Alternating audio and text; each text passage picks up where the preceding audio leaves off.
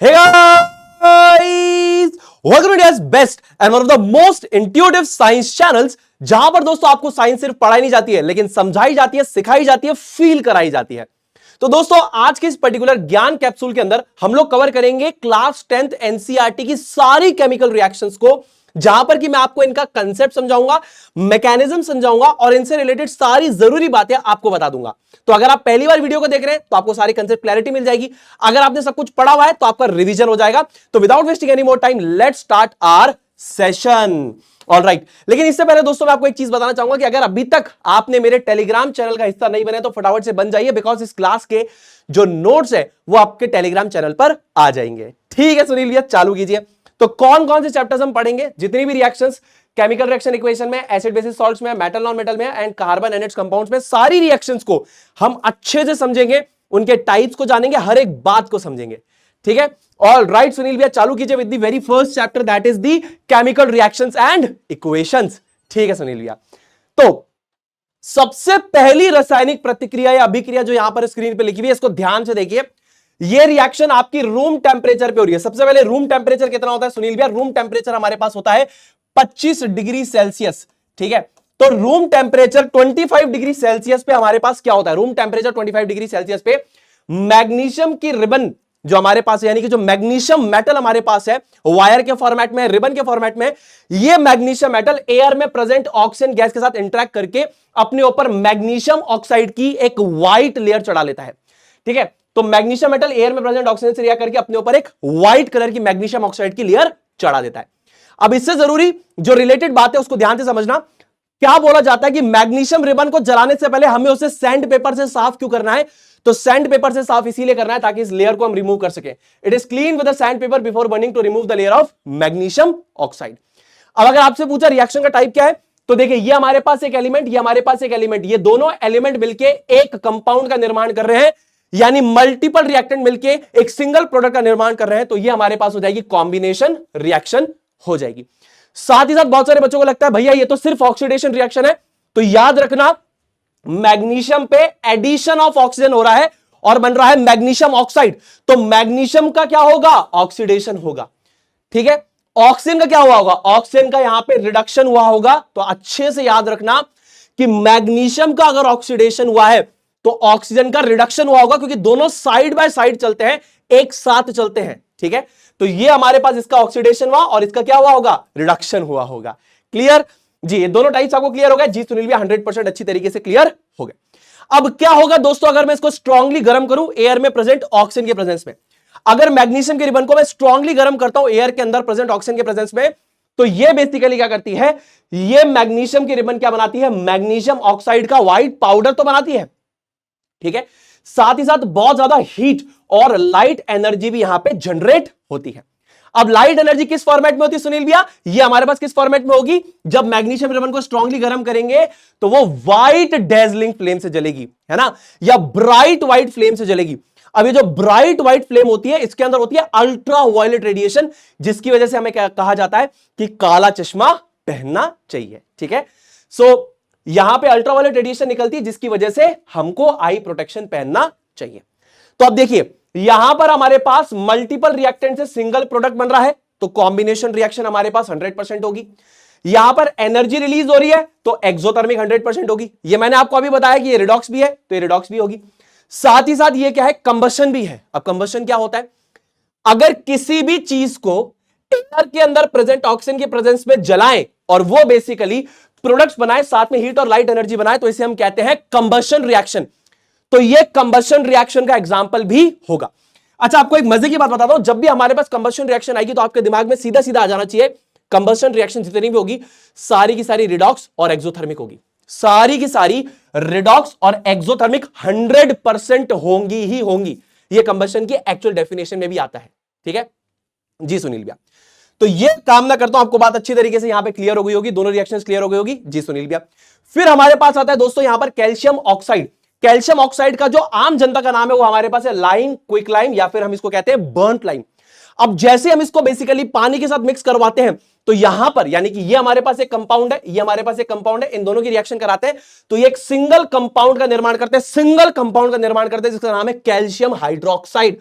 ठीक है, अब कैल्शियम हाइड्रोक्साइड तो बनता है, साथ में बहुत ज्यादा मात्रा में यहां पर हीट एनर्जी भी निकलती है। यहां पर कैल्शियम हाइड्रोक्साइड की ये जो फॉर्म एनसीईआरटी बताती है, जो एनसीईआरटी बताती है, तो वो कहती है कैल्शियम हाइड्रोक्साइड एक्वस, ये जो है ये स्लेक्ड लाइम है। लेकिन मेरे से जो बच्चे पढ़ते हैं उनको मैंने एक्स्ट्रा में भी ये बात बता रखी है कि कैल्शियम हाइड्रोक्साइड अगर सॉलिड फॉर्मेट में है तो स्लेक्ड लाइम कहलाता है। कैल्शियम हाइड्रोक्साइड को अगर हमने पानी में डिसॉल्व करा दिया और उसने कलरलेस सोल्यूशन बनाया तो उसे लाइम वाटर कहते हैं। और अगर आपने बहुत ज्यादा मात्रा में कैल्शियम हाइड्रोक्साइड पानी में डाल दिया तो पूरा का पूरा डिसॉल्व नहीं होगा और वो सस्पेंशन बना देगा, जिसे हम कहते हैं मिल्क ऑफ लाइम, और यही लाइम वॉश की तरह यूज किया जाता है। पर एनसीईआरटी जो बोलती है, एग्जाम में वही लिखकर आना है, ये कैल्शियम हाइड्रोक्साइड यानी कि स्लेक्ड लाइम जो है ये हम दीवार पे लगाते हैं, ऐसा एनसीईआरटी कहती है, यही लिख के आना। तो ये आपने दीवार के ऊपर जब लगाया तो बेसिकली क्या होगा, एयर में प्रेजेंट कार्बन डाइऑक्साइड गैस जो है 0.03% कार्बन डाइऑक्साइड गैस जो हमारे पास हवा में प्रेजेंट है वो बेसिकली कैल्शियम हाइड्रोक्साइड की लेयर से इंटरेक्ट करेगी और ये बना देगी CaCO3 और साथ में बना देगी पानी। ये पानी तो हमारे पास इवेपोरेट कर जाता है, आपको पता है ये पानी क्या कर जाएगा, ये तो बेसिकली हमारा इवेपोरेट कर जाएगा, इवेपोरेट कर जाएगा, राइट। ये हमारा क्या कर जाएगा, इवेपोरेट, है ना, इवेपोरेट फ्रॉम वॉल। और दूसरी चीज जो हमारे पास है दोस्तों, ये इसकी वजह से दीवार के ऊपर क्या आ जाएगी, एक शाइनी फिनिश आ जाएगी, एक शाइनी चमक आ जाएगी। क्या बात है सुनील भैया। तो यहां पर देखो सबसे पहले ये रिएक्शन में हमारे पास क्या हो रहा है, मल्टीपल रिएक्टेंट से सिंगल प्रोडक्ट का निर्माण हो रहा है, तो ये हमारे पास होगी कॉम्बिनेशन रिएक्शन। दूसरा, इस रिएक्शन में काफी ज्यादा हीट निकलती है तो ये हो जाएगी एक्सोथर्मिक रिएक्शन। ठीक है, साइड बाय साइड इस रिएक्शन की ऑब्जर्वेशन पूछी जाती है तो आप बताओगे कि रिएक्शन बहुत तेज होती है, यानी कि very fast reaction, very vigorous reaction. साथ ही साथ इसमें हीट एनर्जी निकलती है तो हमारे पास हो जाएगी एक्सोथर्मिक रिएक्शन। साथ ही साथ यहां पर इतनी ज्यादा हीट एनर्जी निकलती है कि हमारा जो पानी है ये बेसिकली बॉईल होने लग जाता है, जिसकी वजह से बबल्स बनने लग जाते हैं और हिसिंग साउंड आता है। तो ये सारी बातें आपको समझ में आनी चाहिए कि कैल्शियम ऑक्साइड यानी जिसे हम लाइम, क्विक लाइम या बर्न्ड लाइम कहते हैं, इसको हमने पानी से अगर रिएक्ट करवाया तो ये कैल्शियम हाइड्रोक्साइड बनाएगा, जिसे हम स्लेक्ड लाइम कहते हैं, साथ में काफी ज्यादा हीट निकालेगा। याद रखिए हीट बहुत ज्यादा निकलेगी, रिएक्शन बहुत फास्ट होगी, साथ ही साथ इसमें इतनी ज्यादा हीट निकलेगी कि पानी का करेगा यहां पे बबल्स का निर्माण भी कर देगा। तो पानी क्या है, क्योंकि पानी को बहुत ज्यादा हीट मिल रही है तो पानी बनाएगा स्टीम, और स्टीम के वजह से क्या बनेंगे, बबल्स बनेंगे। क्या बनेंगे, बबल्स बनेंगे। क्लियर, ये पूरा पेज अच्छी तरीके से क्लियर हो गया जी सुनील भैया, क्लियर हो गया। आगे चले जी, आगे चलते हैं, डन है। अब जैसे फॉर एग्जांपल अगर हमारे पास आता है FeSO4.7H2O, तो इन सारी बातों को समझने से पहले एक छोटा सा बेसिक समझ लेते हैं, क्योंकि सैंपल पेपर भी इस बार इस तरीके से सवाल पूछ रहा है, तो ध्यान से सुनना। अगर आपके पास Fe2+ आयन है तो आप इसको बोलेंगे फेरस, और अगर आपके पास Fe3+ आयन है तो आप बोलेंगे इसको फेरिक। याद रखिए किसी भी पर्टिकुलर एलिमेंट की अगर वेरिएबल वैलेंसी आती है तो उसकी लोअर वैलेंसी पे लगता है अस, हायर पे लगता है इक। तो यहां पे है लोअर वैलेंसी 2 तो हो जाएगा अस, हायर वैलेंसी 3 तो हो जाएगा इक, तो फेरस फेरिक। आयुपैक नॉमेनक्लेचर में हम लोग लिखेंगे इस तरीके से कि आयरन और रोमन न्यूमेरल में ब्रैकेट में 2, आयरन रोमन न्यूमेरल में ब्रैकेट में 3। उसी प्रकार Cu1+ और Cu2+, cuprous cupric, copper 1 copper 2। ठीक है ना, तो लोअर वैलेंसी के लिए अस, हायर वैलेंसी के लिए इक। तो कॉपर की लोअर वैलेंसी 1 यानी कि Cu1 है ना, ये Cu1+ है तो लोअर वैलेंसी 1 हो गई, यहां पे हायर वैलेंसी क्या हो गई, 2 हो गई। तो क्यूपरस क्यूपरिक, कॉपर 1 कॉपर 2, ये अच्छे से आपको पता होना चाहिए, डन है। अब आपने यहां पर क्या कर दिया, FeSO4.7H2 के पेल ग्रीन कलर के क्रिस्टल्स होते हैं, इस पेल ग्रीन कलर के क्रिस्टल्स को आपको लेना है, इसका नाम क्या हो जाएगा, hydrated ferrous sulphate crystals. Ferrous यानी कि Fe2+ वाला है ना, तभी तो देखो FeSO4 बन रहा है। तो FeSO4.7H2 का मतलब है हाइड्रेटेड फेरस सल्फेट के क्रिस्टल्स आपको लेने हैं। आपने मान लीजिए इनको बॉइलिंग ट्यूब के अंदर लिया है और अब आप इसको जोरदार तरीके से गर्म कर रहे हैं, तो FeSO4.7H2 के क्रिस्टल्स, हाइड्रेटेड फेरस सल्फेट के क्रिस्टल्स को अगर आपने हीट किया तो बेसिकली यहां पर क्या हो जाएगा मेरे दोस्तों, यहां पे पानी तोड़ जाएगा और टेस्ट ट्यूब में आपके पास FeSO4 रह जाएगा। ठीक है, तो ये जो पेल ग्रीन कलर के क्रिस्टल्स को आपने गर्म करना स्टार्ट किया, इसमें से पानी निकल गया और यहां पर सफेद कलर का पदार्थ यानी कि एनहाइड्रस फेरस सल्फेट वहीं रह गया। अब आपने हीटिंग को कंटिन्यूड रखा है, आपने कहा मैं तो हीटिंग और कंटिन्यूड रखूंगा, मैं इसको गर्म करता रहूंगा। बेसिकली इसका नाम क्या हो जाएगा, इसको हम बोल सकते हैं फेरस सल्फेट। क्या बोल सकते हैं, फेरस सल्फेट। क्या बोल सकते हैं, फेरस सल्फेट, या फिर आयरन 2 सल्फेट भी कह सकते हैं।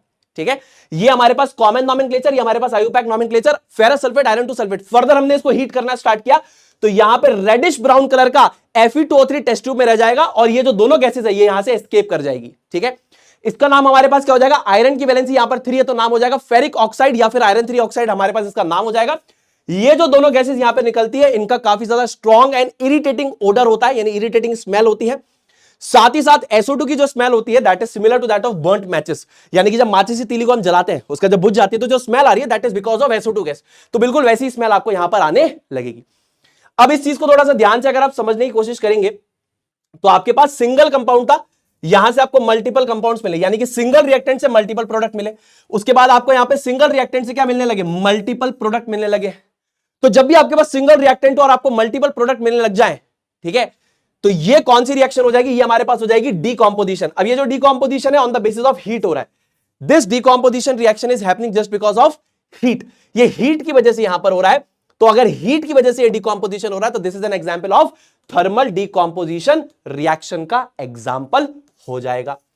साथ ही साथ ये हमारे पास एक्सोथर्मिक होगा, एंडोथर्मिक होगा। मेरे दोस्त, जब भी आप एनर्जी किसी भी फॉर्मेट में सप्लाई करते हैं तो वो प्रोसेस क्या बन जाता है, एंडोथर्मिक बन जाता है। तो थर्मल डीकॉम्पोजिशन और side by side endothermic reaction होगी। बहुत बढ़िया, बहुत बढ़िया, बहुत अच्छी बात है सुनील भी, अच्छी तरीके से समझ में आ गया। उसके बाद अगर आपके पास कैल्शियम कार्बोनेट है, ठीक है ना, इसका नाम भी ऊपर लिख देता हूं, इसका केमिकल नेम ऊपर लिख देता हूं, इसका नाम हो जाएगा कैल्शियम कार्बोनेट। क्या नाम है दोस्तों, कैल्शियम कार्बोनेट बेसिकली इसका नाम हमारे पास हो जाएगा। कैल्शियम कार्बोनेट का जो बेसिकली हमारे पास कॉमन नेम होता है वो होता है लाइमस्टोन, मार्बल या फिर चौक। ये बिल्कुल अच्छी तरीके से याद रखना, कैल्शियम कार्बोनेट का कॉमन नेम लाइमस्टोन, मार्बल या फिर चौक होता है। और इसको अगर आप बेसिकली एब्सेंस ऑफ ऑक्सीजन में या एब्सेंस ऑफ एयर में हीट करते हैं तो ये बेसिकली आपको देता है CaO प्लस CO2 देता है। जहां पर CaO हमारे पास क्या है, कैल्शियम ऑक्साइड है, जो कि मैन्युफैक्चर करते हैं ना हम सीमेंट, उसके अंदर यूज किया जाता है। It is used to manufacture cement, यानी सीमेंट बनाने के लिए one of the most important ingredient है आपका कैल्शियम ऑक्साइड। अब ध्यान से सुनना, ये हमारे पास लाइमस्टोन था, इसको जब हमने गर्म किया तो यहां पे इस सिंगल कंपाउंड को जब हमने गर्म किया तो हमको दो कंपाउंड्स यहां पर मिले, ठीक है। तो पहला तो ये थर्मल डीकॉम्पोजिशन रिएक्शन का एग्जांपल है, ये वाली भी, और साथ ही साथ क्योंकि एनर्जी हमने यहां पर दी है तो किस रिएक्शन का एग्जांपल होगा, जल्दी बताओ सुनील भैया, क्या होगा, एंडोथर्मिक। तो दोनों की दोनों, थर्मल डीकॉम्पोजिशन एंड एंडोथर्मिक। क्या बात है। अच्छा, एक चीज और यहां पर आप लोग ध्यान से सुनना, ये कैल्शियम ऑक्साइड को हम लोग बर्न्ट लाइम क्यों कहते हैं, मैं काम ना करता हूं, आपको समझ में आ गया होगा। यहां पर जो मैंने लिखा था लाइम, क्विक लाइम और बर्न्ट लाइम, तो आपको समझ में आ गया होगा कि इसको जब हम गर्म करते हैं तो हमको ये मिलता है, इसीलिए हम इसको बोलते हैं बेसिकली बर्न्ट लाइम। क्या बोलते हैं दोस्तों, बर्न्ट लाइम बोलते हैं। क्लियर हो रहा है, मजा आ रहा है यहां तक जी सुनील भैया, यहां तक सारी बातें अच्छी तरीके से क्लियर हो रही है, क्या बात है। उसके बाद आगे चलते हैं, हमारे पास यहां पर लेड नाइट्रेट है। अब यहां पे लेड की भी दो वैलेंसीज होती है, हमारे पास लेड की भी दो वैलेंसीज होती है, याद रखिएगा, है ना। यहां पर लेड की भी दो वैलेंसीज होती है, एक होती है हमारे पास Pb2+ और एक हमारे पास होती है Pb4+, दो होती है, ठीक है ना। वैलेंसी एक्चुअल में क्या होती है, वैलेंसी ये होती है, ये वैलेंसी है। Valency is just the numerical value, not the charge. तो Pb की हमारे पास होती है Pb2+ और Pb4+, तो वैलेंसी हमारे पास हो जाएगी 2 और 4। अब अगर मेरे दोस्तों यहां पर आपने बेसिकली क्या कर दिया, यहां पर ध्यान से सुनना, अगर आपने लेड नाइट्रेट, ये लेड नाइट्रेट, किताब ने लिखा लेड नाइट्रेट, आयुपैक नॉमेनक्लेचर है lead-2 नाइट्रेट, क्योंकि लेड की यहां पर वैलेंसी क्या हो जाएगी, 2 हो जाएगी। मैं ऐसा क्यों बता रहा हूं, सैंपल पेपर में इसी फॉर्मेट में वो सवाल पूछ रहे हैं, आप कंफ्यूज हो जाओगे, इसीलिए बता रहा हूं। तो लेड नाइट्रेट या lead-2 नाइट्रेट आ जाए तो हमने ये ले लिया, व्हाइट कलर का पाउडर होता है जिसको हमने टेस्ट ट्यूब में ले लिया। लेड नाइट्रेट या lead-2 नाइट्रेट का व्हाइट कलर का पाउडर होता है, इसको टेस्ट ट्यूब में हमने ले लिया और हमने इसको जोरदार तरीके से जब गर्म करना स्टार्ट करा तो बेसिकली हमने क्या देखा कि टेस्ट ट्यूब से रेडिश ब्राउन कलर की NO2 की फ्यूम्स बाहर निकलती है, साथ ही साथ एक कलरलेस गैस यहां पर बाहर निकलती है जिसका नाम है ऑक्सीजन। और टेस्ट ट्यूब में क्या रह जाएगा, पीले कलर का एक रेसिड्यू रह जाएगा, लेड ऑक्साइड या lead-2 ऑक्साइड का रेसिड्यू रह जाएगा टेस्ट ट्यूब में। यानी टेस्ट ट्यूब हमने ली, उसमें व्हाइट कलर का lead-2 नाइट्रेट लिया, गर्म करना स्टार्ट किया, रेडिश ब्राउन कलर की फ्यूम्स देखेगी NO2 की, कलरलेस गैस ऑक्सीजन निकल जाएगी, सिर्फ और सिर्फ टेस्ट ट्यूब में रह जाएगा हमारे पास लेड ऑक्साइड या फिर इसको हम बोलते हैं lead-2 ऑक्साइड। ये येलो कलर का रेसिड्यू है जो कि टेस्ट ट्यूब में रह जाएगा। अब दिमाग लगाओ, सिंगल रिएक्टेंट है तुम्हारे पास, इसको तुमने एनर्जी सप्लाई करा और इससे तुमको मल्टीपल प्रोडक्ट मिल रहा है, तो किस प्रकार की रिएक्शन हो जाएगी, ये 100% हमारे पास हो जाएगी डीकॉम्पोजिशन। हीट की वजह से हो रहा है तो थर्मल डीकॉम्पोजिशन, और ये थर्मल डीकॉम्पोजिशन रिएक्शन में हम लोग एनर्जी सप्लाई कर रहे हैं, that is the reason it is an endothermic reaction. क्या बात है, बहुत बढ़िया, क्लियर जी, क्लियर। उसके बाद अगर हम लोग पानी लेते हैं, है ना, और इसको इलेक्ट्रिकल एनर्जी प्रोवाइड करते हैं तो वो हाइड्रोजन और ऑक्सीजन गैस के अंदर टूट जाता है। ये किस प्रकार का डीकॉम्पोजिशन रिएक्शन है, इलेक्ट्रोलाइटिक डीकॉम्पोजिशन रिएक्शन है, जिसके अंदर हमारे पास एक सिंगल कंपाउंड होता है वाटर, इलेक्ट्रिकल एनर्जी दी तो वो मल्टीपल एलिमेंट्स के अंदर यहां पर टूट गया, यानी कि मल्टीपल प्रोडक्ट्स में यहां पर टूट गया है, और वो प्रोडक्ट्स हमारे पास क्या है, हाइड्रोजन और ऑक्सीजन गैस है। तो तो ये हमारे पास इलेक्ट्रोलाइटिक डिकॉम्पोजिशन रिएक्शन होगी, साथ ही साथ एनर्जी सप्लाई कर रहे हैं कि नहीं कर रहे हैं, हाँ या ना, हाँ जी भैया, तो क्या होगा, एंडोथर्मिक होगा। क्या बात है, बहुत बढ़िया। इसमें कुछ जरूरी बातें आपको और बता दूं, वाटर विद NaCl और H2SO4 is used to increase the electrical conductivity as pure water is a poor conductor of electricity. बिल्कुल अच्छे से याद रखना कि यहां पे इस इलेक्ट्रोलिसिस प्रोसेस को कराते दौरान आपको NaCl एंड H2SO4 में से कोई भी एक चीज आप डाल सकते हैं या कोई भी अदर इलेक्ट्रोलाइट डाल सकते हैं, क्योंकि यहां पे pure water is not a good conductor of electricity. बिल्कुल अच्छे से याद रखना, pure water is never a good conductor of electricity. तो प्रोसेस की स्पीड को क्या करने के लिए, बढ़ाने के लिए हम लोग क्या करते हैं, यहां पर NaCl या H2SO4 का इस्तेमाल करते हैं, यानी कि हम इनको पानी के अंदर ऐड करेंगे। साथ ही साथ आपसे पूछा गया कि volume ratio of hydrogen is to oxygen क्या हो जाएगा, तो ये देखो वॉल्यूम रेशियो कितना हो जाएगा, 2:1 हो जाएगा। ये कितना है, 2:1 हो जाएगा, कुछ नहीं लिखा, इसका मतलब 1 है। तो वॉल्यूम रेशियो क्या हो जाएगा, ये देखो वॉल्यूम रेशियो क्या हो जाएगा, 2:1 हो जाएगा, है ना। और वाटर मॉलिक्यूल को तुम वैसे भी देखोगे, अगर H2 देखोगे तो 2:1 का ही तो रेशियो है ना। तो जब यहां पर हाइड्रोजन और ऑक्सीजन गैस रिलीज होगी हमारे पास, तो 2:1 के रेशियो में ही रिलीज होगी। Side by side mass ratio क्या हो जाएगा, याद रखना, मास रेशियो से रिलेटेड सवाल आ सकता है। तो यहां पे हाइड्रोजन और ऑक्सीजन गैस का जो मास रेशियो हमारे पास आता है, दैट इज बेसिकली 1:8। एक और इंपॉर्टेंट बात याद रखना, कौन से इलेक्ट्रोड्स पे रिलीज होती है, तो ये बेसिकली हमारे पास रिलीज होती है ऑन दी कैथोड, और ये हमारे पास रिलीज होती है ऑन दी एनोड। तो एक हमारे पास रिलीज होगी कैथोड पे, एक हमारे पास रिलीज होगी एनोड पे। 2:1 का वॉल्यूम रेशियो है, मास रेशियो इज 1:8। क्या बात है, बहुत बढ़िया सुनील भैया। उसके बाद हम आगे चलते हैं, हमारे पास यहां पर है, क्या है, हमारे पास यहां पर है सिल्वर ब्रोमाइड, जो पीले कलर का पदार्थ होता है, और हमारे पास है सिल्वर क्लोराइड, जो बेसिकली व्हाइट कलर का पदार्थ होता है। इनको जब हम बेसिकली सनलाइट या लाइट के प्रेजेंस में रख देंगे तो ये टूट जाएंगे किसमें, सिल्वर और ब्रोमीन की वेपर्स में, और सिल्वर और क्लोरीन की गैस में, है ना। इसको वेपर मैंने इसीलिए बोला क्योंकि रूम टेम्परेचर पे ब्रोमीन लिक्विड स्टेट में होता है। तो रूम टेम्परेचर 25 डिग्री सेल्सियस में कोई भी चीज अगर सॉलिड या लिक्विड है और हमारे गर्म करने पे वो कन्वर्ट होती है गैस में, तो उसको हम कहते हैं वेपर। इसीलिए मैंने यहां पर यूज किया रेडिश ब्राउन वेपर, और यहां पर मैंने यूज किया ग्रीनिश येलो गैस, क्योंकि क्लोरीन तो रूम टेम्परेचर भी गैसेस फॉर्म में ही होती है, ठीक है। तो अगर मैंने यहां पर येलो कलर का सिल्वर ब्रोमाइड लिया है और उसको सनलाइट की प्रेजेंस पे रख दिया है, तो थर्मल डिकॉम्पोजिशन होगा, और ये फोटोलाइटिक डिकॉम्पोजिशन होगा, माफी चाहूंगा, यहां पर फोटोलाइटिक डिकॉम्पोजिशन हमारे पास हो जाएगा, यानी कि यहां पर सनलाइट की प्रेजेंस में डिकॉम्पोजिशन रिएक्शन हो रही है, फोटोलाइटिक डिकॉम्पोजिशन रिएक्शन हो जाएगा, और ये टूट जाएगा सिल्वर और ब्रोमीन की वेपर्स में। ऐसे सिल्वर और क्लोरीन गैस के अंदर ही टूट जाएगा। क्लियर हो गई बात जी, क्लियर हो गई। अच्छा, इसमें भी हम इस तरीके से, दोनों तरीके से लिख सकते हैं। जैसे यहां पर भी सिल्वर भी वेरिएबल वैलेंसी शो करता है, तो हमने लिख दिया या तो सिल्वर ब्रोमाइड, या फिर अगर किताब कंफ्यूज कर, जैसे एग्जामिनर कंफ्यूज करना चाहेगा तो ऐसे लिख देगा सिल्वर 1 ब्रोमाइड। तो आपको कंफ्यूज नहीं होना है, आपको कंफ्यूज नहीं होना है। उसी प्रकार अगर इसके बारे में लिखेगा तो सिल्वर क्लोराइड या सिल्वर 1 क्लोराइड लिख सकता है। जैसे एग्जामिनर ने बोल दिया भैया मैं लिख देता हूं सिल्वर क्लोराइड, या ज्यादा कंफ्यूज करने के लिए बोल दिया सिल्वर 1 क्लोराइड, तो 1 का मतलब क्या है कि सिल्वर की वैलेंसी यहां पर कितनी है, 1 है। ये मतलब है इसका, सिल्वर 1 क्लोराइड और सिल्वर क्लोराइड, सिल्वर 1 ब्रोमाइड और सिल्वर ब्रोमाइड। याद रहेगा जी, याद रहेगा। अब एनर्जी यहां पर आपने सनलाइट की प्रेजेंस में दी है या लाइट के फॉर्मेट में दी है, सनलाइट के फॉर्मेट में दी है, तो फोटोलाइटिक यानी लाइट देके तोड़ा, इलेक्ट्रोलाइटिक यानी इलेक्ट्रिसिटी देके तोड़ा, थर्मल डिकॉम्पोजिशन या थर्मोलाइटिक यानी कि हीट देके तोड़ा। समझ में आ गई मेरी बात जी, समझ में आ गई आपकी बात। सारी की सारी यहां पर क्या हो जाएगी, क्योंकि एनर्जी हम दे रहे हैं, एनर्जी आप किसी भी फॉर्मेट में दो, अगर आप एनर्जी दे रहे हो तो एंडोथर्मिक। क्या बात है सुनील भैया, बहुत बढ़िया, डन है। उसके बाद हमारे पास कौन सी आती है, डिस्प्लेसमेंट रिएक्शंस आती है, फटाफट से डिस्कस कर लेते हैं, जल्दी से ध्यान से देखिए। अगर हमारे पास नीले कलर का सोल्यूशन होता है कॉपर सल्फेट का, अब देखो कॉपर सल्फेट बोल सकता है एग्जामिनर, या फिर क्योंकि यहां पर इसकी वैलेंसी क्या है, कॉपर की वैलेंसी यहां पे Cu2+ है ना, तो उसकी वैलेंसी कितनी हो जाएगी, 2 हो जाएगी। अब कॉपर की लोअर वैलेंसी 1 होती है, हायर वैलेंसी क्या होती है, 2 होती है। लोअर वैलेंसी के लिए क्यूप्रस, हायर वैलेंसी के लिए क्यूप्रिक, तो नाम हो जाएगा क्यूप्रिक सल्फेट या कॉपर 2 सल्फेट। क्यूप्रिक सल्फेट या कॉपर 2 सल्फेट के नीले कलर के सोल्यूशन में अगर आप सिल्वरी ग्रे आयरन की नेल्स डालते हो या आयरन की फाइलिंग्स डालते हो, तो हमें पता है कि यहां पर यहां पर हमारे पास सिल्वरी ग्रे आयरन नेल्स जो हमारे पास यानी कि लोहे की कील है, तो ये जो लोहा है इसकी रिएक्टिविटी ज्यादा है कि कम है कॉपर से, अरे मेरे भाई ये जो लोहा है इसकी रिएक्टिविटी यहां पर प्रेजेंट कॉपर से ज्यादा है, इसको डिस्प्लेस करके क्या करेगा, बनाएगा FeSO4, और साथ ही साथ कॉपर बाहर निकल गया।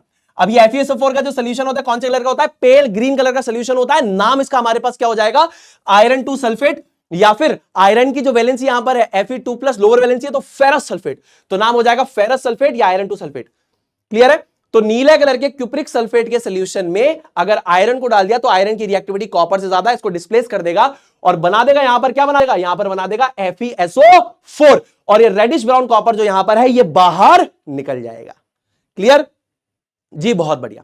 उसी प्रकार अगर हमारे पास ये नीले कलर का सोल्यूशन है CuSO4 का और अगर हम जिंक डालते हैं, ये भी सिल्वरी ग्रे मेटल हमारे पास होता है, तो जिंक की रिएक्टिविटी कॉपर से ज्यादा है, तो जिंक क्या करेगा, यहां से कॉपर को डिस्प्लेस करके बना देगा ZnSO4 जिंक सल्फेट। अब जिंक की कोई वेरिएबल वैलेंसी नहीं होती तो डायरेक्टली आप लिख सकते हो जिंक सल्फेट और ये कलरलेस सोल्यूशन होता है और रेडिश ब्राउन कॉपर जो है वो बेसिकली बाहर निकल जाएगा। अब ये जो कॉपर यहां पर बाहर निकलता है किसमें डिपॉजिट होता है पता है आपको? जिस मेटल को आपने यहां पर डाला है उसी के ऊपर ये जाके चिपक जाएगा। जैसे अगर आपने आयरन की नेल्स डाली है तो आयरन की नेल्स के ऊपर क्या कर जाएगा, स्टिक कर जाएगा। ये कॉपर यहां पर क्या कर जाएगा, जिंक के ग्रेन्यूल्स के ऊपर डिपॉजिट हो जाएगा। समझ में आ गई बात? क्लियर है जी, क्लियर है। उसके बाद अगर आपके पास क्यूपरिक क्लोराइड या copper two chloride, cupric chloride या कॉपर टू क्लोराइड का ब्लू ग्रीन कलर का सोल्यूशन है और इसमें अगर आपने सिल्वरी ग्रे कलर का लेड डाल दिया तो लेड की रिएक्टिविटी कॉपर ज्यादा ही कम है, कॉपर से ज्यादा है, तो ये इसको डिस्प्लेस करके बना देगा लेड क्लोराइड बना देगा, जिसका हम बोल सकते हैं लेड क्लोराइड या लेड टू क्लोराइड। ये कलरलेस सोल्यूशन हमारे पास होता है और रेडिश ब्राउन कॉपर बाहर आ गया। याद रखिएगा PbCl2 इतना ज्यादा पानी में सॉल्युबल नहीं होता, अगर ज्यादा मात्रा में बनेगा तो इनसॉल्युबल हो जाएगा। याद रखना, सोल्यूशन में ज्यादा डिसॉल्व नहीं करता है, कुछ कम मात्रा में डिसॉल्व करता है, कम मात्रा में होगा तो डिसॉल्व कर जाएगा, ज्यादा मात्रा में होगा तो डिसॉल्व नहीं करेगा। याद रखना, ठीक है। और इन तीनों ही केसेस में याद रखिएगा, ये जो हमारे पास कॉपर है, ये जो हमारे पास कॉपर है, ठीक है ना, ये जो हमारे पास यहां पर कॉपर है, इस कॉपर के बारे में बात कर रहा हूं, ये जो हमारे पास यहां पर कॉपर है इसके बारे में यहां पे बात कर रहा हूं, ध्यान से सुनिएगा। ये जो कॉपर है ये deposit on metal, deposit on the metal, यानी कि जो मेटल आपने यहां पर यूज किया है उसके ऊपर बेसिकली डिपॉजिट हो जाएगा। Deposit on the metal that was inserted in the solution, यानी कि अगर आपने लेड के ग्रेन्यूल्स यूज किए हैं, जिंक के ग्रेन्यूल्स यूज किए हैं या आयरन के ग्रेन्यूल्स या नेल्स यानी कि लोहे के कीले यूज किए, जो भी आपने यूज करा उसके ऊपर बेसिकली ये डिपॉजिट कर जाएगा। अब तीनों का टाइप ऑफ रिएक्शन हमारे पास क्या हो जाएगा सुनील भाई? तीनों का टाइप ऑफ रिएक्शन हमारे पास हो जाएगा डिस्प्लेसमेंट रिएक्शन का प्रकार हो जाएगा। तीनों की तीनों क्या हो जाएगी हमारे पास? डिस्प्लेसमेंट रिएक्शन का प्रकार हो जाएगी, क्योंकि यहां पर more reactive metal less reactive metal को डिस्प्लेस कर रहा है, more reactive metal less reactive metal को डिस्प्लेस कर रहा है, more reactive metal less reactive metal को डिस्प्लेस कर रहा है। तो डिस्प्लेसमेंट रिएक्शन का एग्जांपल हो जाएगा। सारी की सारी डिस्प्लेसमेंट रिएक्शंस हमेशा रिडॉक्स रिएक्शंस होती हैं और generally most of them are exothermic, यानी कि उनके अंदर एनर्जी रिलीज होती है। तो तीनों की तीनों हमारे पास एक्सोथर्मिक भी हो जाएगी, तीनों की तीनों हमारे पास रिडॉक्स हो जाएगी, तीनों की तीनों हमारे पास डिस्प्लेसमेंट रिएक्शन हो जाएगी। मजा आ रहा है? क्लियर हो रहा है? क्या बात है, बहुत बढ़िया। चलो एंजॉय करते करते पढ़ो, ज्यादा टेंशन लेते हुए मत पढ़ना, एंजॉय करते करते पढ़ना। अब यहां पर हमारे पास क्या है, तीन प्रकार की डबल डिस्प्लेसमेंट रिएक्शंस को हम डिस्कस करने वाले हैं, है ना, और ये तीनों की तीनों डबल डिस्प्लेसमेंट रिएक्शन के पहले प्रकार पे डिपेंडेंट है, जो कि मैं अभी आपको बताने वाला हूं। ध्यान से सुनना। अगर आपने colourless solution of sodium sulphate और बेरियम क्लोराइड को मिक्स किया, colourless solution of potassium hydrate और लेड टू नाइट्रेट को मिक्स किया, और colourless solution of silver one nitrate and sodium chloride को मिक्स किया, तो बेसिकली हमारे पास क्या होने वाला है? ध्यान से सुनो। अगर सोडियम सल्फेट लेते हैं तो ये बेसिकली कटायनिक पार्ट, ये basically anionic part, barium chloride में कटायनिक पार्ट और ये एनायनिक पार्ट। कटायन आयंस को अगर आपने एक्सचेंज मार दिया तो आपके पास क्या आ जाएगा? सोडियम क्लोराइड ये रहा, और साथ ही साथ हो जाएगा बेरियम सल्फेट। अब बेरियम सल्फेट जो यहां पर हमारे पास बनता है ये बेसिकली व्हाइट प्रेसिपिटेट होता है, व्हाइट इनसॉल्युबल सॉलिड होता है। तो colourless solution of sodium sulphate और बेरियम क्लोराइड को अगर आपने मिक्स कर दिया तो कटायन आयंस का एक्सचेंज हमारे पास यहां पर हो जाएगा और यहां पर white precipitate of barium sulphate का निर्माण हो जाएगा। ये हमारे पास क्या होता है? व्हाइट इनसॉल्युबल सॉलिड होता है, जो कि एक रिएक्शन के बाद बनता है। ठीक है, अच्छा, इन तीनों ही केसेस में ये कलरलेस सॉल्यूशन होगा, कलरलेस सॉल्यूशन। ठीक है ना। अभी तीनों केसेस के बारे में बात करेंगे। सबसे पहले इसके बारे में बात करते हैं। कलरलेस सॉल्यूशन होगा सोडियम क्लोराइड का, तो ये कलरलेस सॉल्यूशन हमारा नीचे बैठ जाता है और ये जो प्रेसिपिटेट है ना, कुछ केसेस में प्रेसिपिटेट ऊपर आ जाएगा, कुछ केसेस में प्रेसिपिटेट नीचे आ जाएगा, ये सेपरेट हो जाती है लेयर्स। कुछ केसेस में कलरलेस सॉल्यूशन ऊपर आ गया तो प्रेसिपिटेट नीचे आ जाएगा, कुछ केसेस में कलरलेस सॉल्यूशन नीचे रहेगा, प्रेसिपिटेट ऊपर आ जाएगा, सेपरेट हो जाते हैं, याद रखना। ठीक है भैया। उसके बाद अगर आप यहां पे दूसरी चीज को देखते हैं, दूसरी रिएक्शन को देखोगे तो हमारे पास है पोटेशियम आयोडाइड और ये क्या है? लेड टू नाइट्रेट या लेड नाइट्रेट है। तो ये इसका कटायनिक पार्ट, ये इसका अनायनिक पार्ट, ये इसका कटायनिक पार्ट, ये इसका अनायनिक पार्ट। कटायन आयंस को अगर आपने एक्सचेंज कर दिया तो ये हो जाएगा हमारे पास लेड आयोडाइड और दूसरा हमारे पास हो जाएगा बेसिकली पोटेशियम नाइट्रेट। ये रहा पोटेशियम नाइट्रेट। ठीक है, तो लेड आयोडाइड या लेड टू आयोडाइड ये हमारे पास होता है, येलो कलर का प्रेसिपिटेट होता है, येलो इनसॉल्युबल सॉलिड हमारे पास होता है। क्या बात है सुनील भैया, बहुत बढ़िया। ये हमारे पास हो जाएगा colourless solution of potassium nitrate, है ना, याद रखना। उसके बाद मेरे दोस्तों, उसके बाद मेरे प्यारे भाई और बहनों, सिल्वर वन नाइट्रेट। ध्यान से देखना, सिल्वर नाइट्रेट या बेसिकली सिल्वर और नाइट्रेट, ये भी कलरलेस सॉल्यूशन होता है। इसके अंदर सोडियम क्लोराइड को डाला तो ये बेसिकली कटायनिक पार्ट, ये बेसिकली एनायनिक पार्ट, ये कटायनिक पार्ट और ये अनायनिक पार्ट। कटायन एनायन का एक्सचेंज अगर आपने यहां पे कर दिया तो बेसिकली क्या हो जाएगा, AgCl बनेगा और साथ में सोडियम नाइट्रेट बनेगा।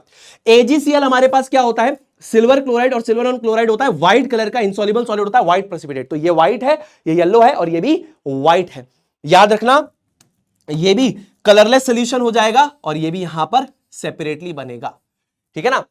तो colourless solution, colourless solution, colourless solution होगा, white precipitate, yellow precipitate, white precipitate. याद रहेगा जी, याद रहेगा। अब क्योंकि यहां पर कटायन एनायंस का एक्सचेंज हुआ है तो डबल डिस्प्लेसमेंट तो है ही है। अब डबल डिस्प्लेसमेंट तीन प्रकार की होती है। पहली, जिसके अंदर इनसॉल्युबल सॉलिड बने उसको क्या बोलेंगे, उसको बोलेंगे प्रेसिपिटेशन रिएक्शन। दूसरा न्यूट्रलाइजेशन रिएक्शन। तीसरा गैस फॉर्मिंग। तो यहां पर इनसॉल्युबल सॉलिड बन रहा है, ये रहा, ये रहा, तो ये डबल डिस्प्लेसमेंट में प्रेसिपिटेशन रिएक्शन का एग्जांपल होगा। क्या बात है, बहुत बढ़िया। उसके बाद ये चार रिएक्शंस फटाफट से देखेंगे हम लोग। अगर हमारे पास यहां पर शाइनी ब्राउन कलर का कॉपर हमारे पास अवेलेबल है, एयर में प्रेजेंट ऑक्सीजन के प्रेजेंस में इसको गर्म करेंगे तो ये हमारे पास काला हो जाएगा, काला हो जाएगा और बनाएगा क्यूप्रिक ऑक्साइड या कॉपर टू ऑक्साइड का निर्माण करेगा। तो सबसे पहले तो यहां पर क्या है, मल्टीपल रिएक्टेंट से सिंगल प्रोडक्ट बन रहा है तो कॉम्बिनेशन रिएक्शन है। साइड बाय साइड जैसे मैंने आपको बताया था, twice of Mg plus O2 will give twice of MgO, जिस प्रकार से वो रिडॉक्स है ये भी रिडॉक्स है। कैसे, देखो यहां से आप एनालाइज करोगे तो क्या हुआ है, addition of oxygen, addition of oxygen, addition of oxygen, तो ऑक्सीडेशन हुआ है, तो इसका क्या हुआ होगा, रिडक्शन हुआ होगा। अगर एक ऑक्सीडाइज हुआ है यहां पर तो 100% यहां पर क्या हुआ होगा, रिड्यूस हुआ होगा। इसको हम क्लास 11th में on the basis of addition of electropositive and electronegative element भी समझेंगे कि कॉपर के ऊपर यहां पर क्या हुआ है, ऑक्सीजन ऐड हुआ है, यानी कि एक इलेक्ट्रोनेगेटिव एलिमेंट ऐड हुआ है, और ऑक्सीजन के ऊपर क्या ऐड हुआ है, ऑक्सीजन के ऊपर एक इलेक्ट्रोपॉजिटिव एलिमेंट ऐड हुआ है, तो एक ऑक्सीडाइज हुआ है और एक रिड्यूस हुआ है। याद रखना ये रिडॉक्स रिएक्शन का एग्जांपल है 100%, तो रिडॉक्स भी है और कॉम्बिनेशन भी होगी। क्लियर है बात, समझ में आ रही है बात जी, समझ में आ रही है। तो शाइनी ब्राउन कलर के कॉपर को एयर में प्रेजेंट ऑक्सीजन के प्रेजेंस में गर्म किया, काले कलर का क्यूप्रिक ऑक्साइड और कॉपर टू ऑक्साइड यहां पर हमारे पास बन जाएगा। रिडॉक्स और कॉम्बिनेशन दोनों है। अब देखो मेरे दोस्तों, तो यहां पर, यहां से जब यहां आए तो कौन ऑक्सीडाइज हुआ, कॉपर ऑक्सीडाइज हुआ टू कॉपर ऑक्साइड, और ये ऑक्सीजन क्या हुआ, oxygen reduce to copper oxide. तो रिडक्शन किसका हुआ, ऑक्सीजन का, ऑक्सीडेशन किसका हुआ, कॉपर का। ठीक है, अब मेरे को बताओ यहां पर जब हम आए तो कॉपर की ऑक्सीडेशन हुई, जिसकी ऑक्सीडेशन होगी वो रिड्यूसिंग एजेंट होगा। तो लेफ्ट साइड से आपको आइडेंटिफाई करना है, लेफ्ट साइड से मैं आइडेंटिफाई करूंगा, मेरा रिड्यूसिंग एजेंट कौन सा हो जाएगा, कॉपर। अच्छा, जब मैं यहां से ऑक्सीजन से कॉपर ऑक्साइड पे आ रहा हूं तो ऑक्सीजन का रिडक्शन हो रहा है, हां, अगर ऑक्सीजन का रिडक्शन हो रहा है तो ऑक्सीजन क्या हो जाएगा, ऑक्सीडाइजिंग एजेंट हो जाएगा, सीधी सी बात है। दूसरा, अब ये जो आपके पास काले कलर का कॉपर टू ऑक्साइड है ना, एक बार आपके पास काले कलर का कॉपर टू ऑक्साइड यहां पर बन गया है, आप इसको गर्म करो और इसके ऊपर से हाइड्रोजन गैस को आप पास करो तो आप क्या देखोगे, आपको शाइनी ब्राउन कॉपर वापस मिल जाएगा और स्टीम यहां से बाहर निकलती हुई दिख जाएगी। ठीक है, आपको शाइनी ब्राउन कॉपर वापस मिल जाएगा और स्टीम यहां से बाहर निकलती हुई दिख जाएगी। ये बेसिकली हमारे पास क्या होगा, ये स्टीम होगा। याद रखना ये हमारे पास क्या है, ये हमारे पास है स्टीम, ये तो बाहर निकल जाएगी। ये शाइनी ब्राउन कॉपर है, ये हमारे पास बेसिकली काले कलर का कॉपर टू ऑक्साइड या फिर क्यूप्रिक ऑक्साइड है। अब ये भी क्या हमारे पास रिडॉक्स रिएक्शन है, जल्दी से हम लोग एक बार देख लेते हैं, इस चीज को ध्यान से समझना। अब देखो, अगर आप कॉपर ऑक्साइड से कॉपर की तरफ पे आते हो तो बेसिकली क्या, removal of oxygen, removal of oxygen is basically reduction. Copper oxide reduced to copper, copper oxide reduce to copper, copper oxide reduce to copper. तो जिसका रिडक्शन होता है वो क्या होता है, ऑक्सीडाइजिंग एजेंट होता है। Copper oxide is the oxidizing agent. उसके बाद हाइड्रोजन, हाइड्रोजन से अगर H2 पे आते हैं तो addition of oxygen, addition of oxygen का मतलब क्या होता है, ऑक्सीडेशन, यानी कि हाइड्रोजन ऑक्सीडाइज टू H2O, और जिसकी ऑक्सीडेशन होती है हमारे पास वो क्या होता है, हमारे पास होता है रिड्यूसिंग एजेंट। ठीक है, तो ये ऑक्सीडाइजिंग एजेंट, ये रिड्यूसिंग एजेंट हो जाएगा। ऑक्सीडेशन किसका हो रहा है, रिडक्शन किसका हो रहा है, ये आपको समझ में यहां पर आ गया। अब ये हमारे पास क्या हो जाएगी, यहां पे रिडॉक्स रिएक्शन का एग्जांपल 100% हो जाएगा। साइड बाय साइड आप इसको इस तरीके से समझ सकते हो कि हाइड्रोजन ने यहां पर क्या किया, कॉपर को डिस्प्लेस कर दिया और क्या बना दिया, H2O बना दिया। तो यहां पे नॉन मेटल मेटल को डिस्प्लेस कर रहा है, non metal metal displacement reaction का एग्जांपल भी है ये। ठीक है, याद रखना हाइड्रोजन ने एक तरीके से ऑक्सीजन के साथ वो चला गया और कॉपर को डिस्प्लेस कर दिया ना, तो ये एक तरीके से non metal metal displacement reaction का एग्जांपल भी है। तो हमने बोल दिया displacement reaction, side by side जब भी डिस्प्लेसमेंट रिएक्शन होगी तो क्या होगी, रिडॉक्स 100% होगी, रिडॉक्स 100% होगी, याद रखना। ठीक, चलो उसके बाद हमारे पास है जिंक ऑक्साइड, उसको हमने कार्बन के साथ क्या किया, गर्म किया, तो क्या हमको मिला, जिंक प्लस कार्बन मोनोऑक्साइड। यहां पर आप लिख देंगे गर्म किया आपने, इसको आपने क्या किया, गर्म किया। ठीक है ना जी, बिल्कुल गर्म किया, बहुत बढ़िया तरीके से गर्म किया। तो यहां पे जिंक ऑक्साइड से आपको क्या मिल रहा है, जिंक मिल रहा है, यानी कि removal of oxygen. Removal of oxygen का मतलब बेसिकली हमारे पास क्या होता है, रिडक्शन होता है, यानी कि zinc oxide reduce to zinc. तो जिंक ऑक्साइड किसकी तरह बिहेव कर रहा होगा, ऑब्वियसली ऑक्सीडाइजिंग एजेंट की तरह बिहेव कर रहा होगा। और अगर आप कार्बन से देखेंगे यहां पे, तो क्या हो रहा है, एडिशन ऑफ ऑक्सीजन हो रहा है। एडिशन ऑफ ऑक्सीजन का मतलब क्या होता है, ऑक्सीडेशन। तो कार्बन की हो गई ऑक्सीडेशन, तो कार्बन क्या हो जाएगा, रिड्यूसिंग एजेंट हो जाएगा। कार्बन ऑक्सीडाइज टू सीओ, तो carbon reducing agent. Zinc oxide reduce to zinc, तो जिंक ऑक्साइड हमारे पास क्या हो जाएगा, ऑक्सीडाइजिंग एजेंट हो जाएगा। क्या बात है, ये भी रिडॉक्स रिएक्शन और डिस्प्लेसमेंट का दोनों का एग्जांपल है। देखो कैसे, कार्बन क्या कर रहा है यहां पर, कार्बन क्या कर रहा है, जिंक को डिस्प्लेस करके बना रहा है कार्बन मोनोऑक्साइड और जिंक। कार्बन जो है यहां पर वो बेसिकली जिंक ऑक्साइड में से जिंक को डिस्प्लेस कर रहा है और बना रहा है कार्बन मोनोऑक्साइड और साथ में बना रहा है जिंक।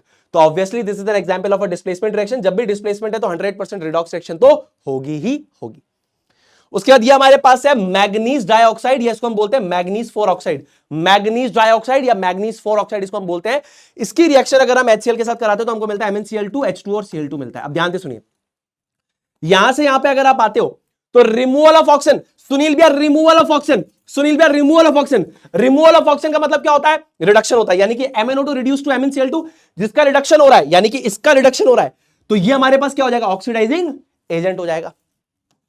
उसी प्रकार दूसरी चीज देखेंगे, ध्यान से दूसरी चीज देखेंगे, यहां से यहां पे आ रहे हैं, removal of hydrogen. Removal of hydrogen का मतलब क्या होता है, रिमूवल ऑफ हाइड्रोजन का मतलब क्या होता है सुनील भैया, रिमूवल ऑफ हाइड्रोजन का मतलब हमारे पास होता है ऑक्सीडेशन, यानी कि इसका बेसिकली हमारे पास क्या हुआ होगा, इसका ऑक्सीडेशन हुआ होगा, और जिसका ऑक्सीडेशन होता है वो रिड्यूसिंग एजेंट कहलाता है। क्या बात है, तो यानी कि ये भी हमारे पास क्या हो जाएगी, रिडॉक्स रिएक्शन हो जाएगी। तो इस तरीके से आपकी सारी रिएक्शंस हो गई हैं यहां पे रिवाइज।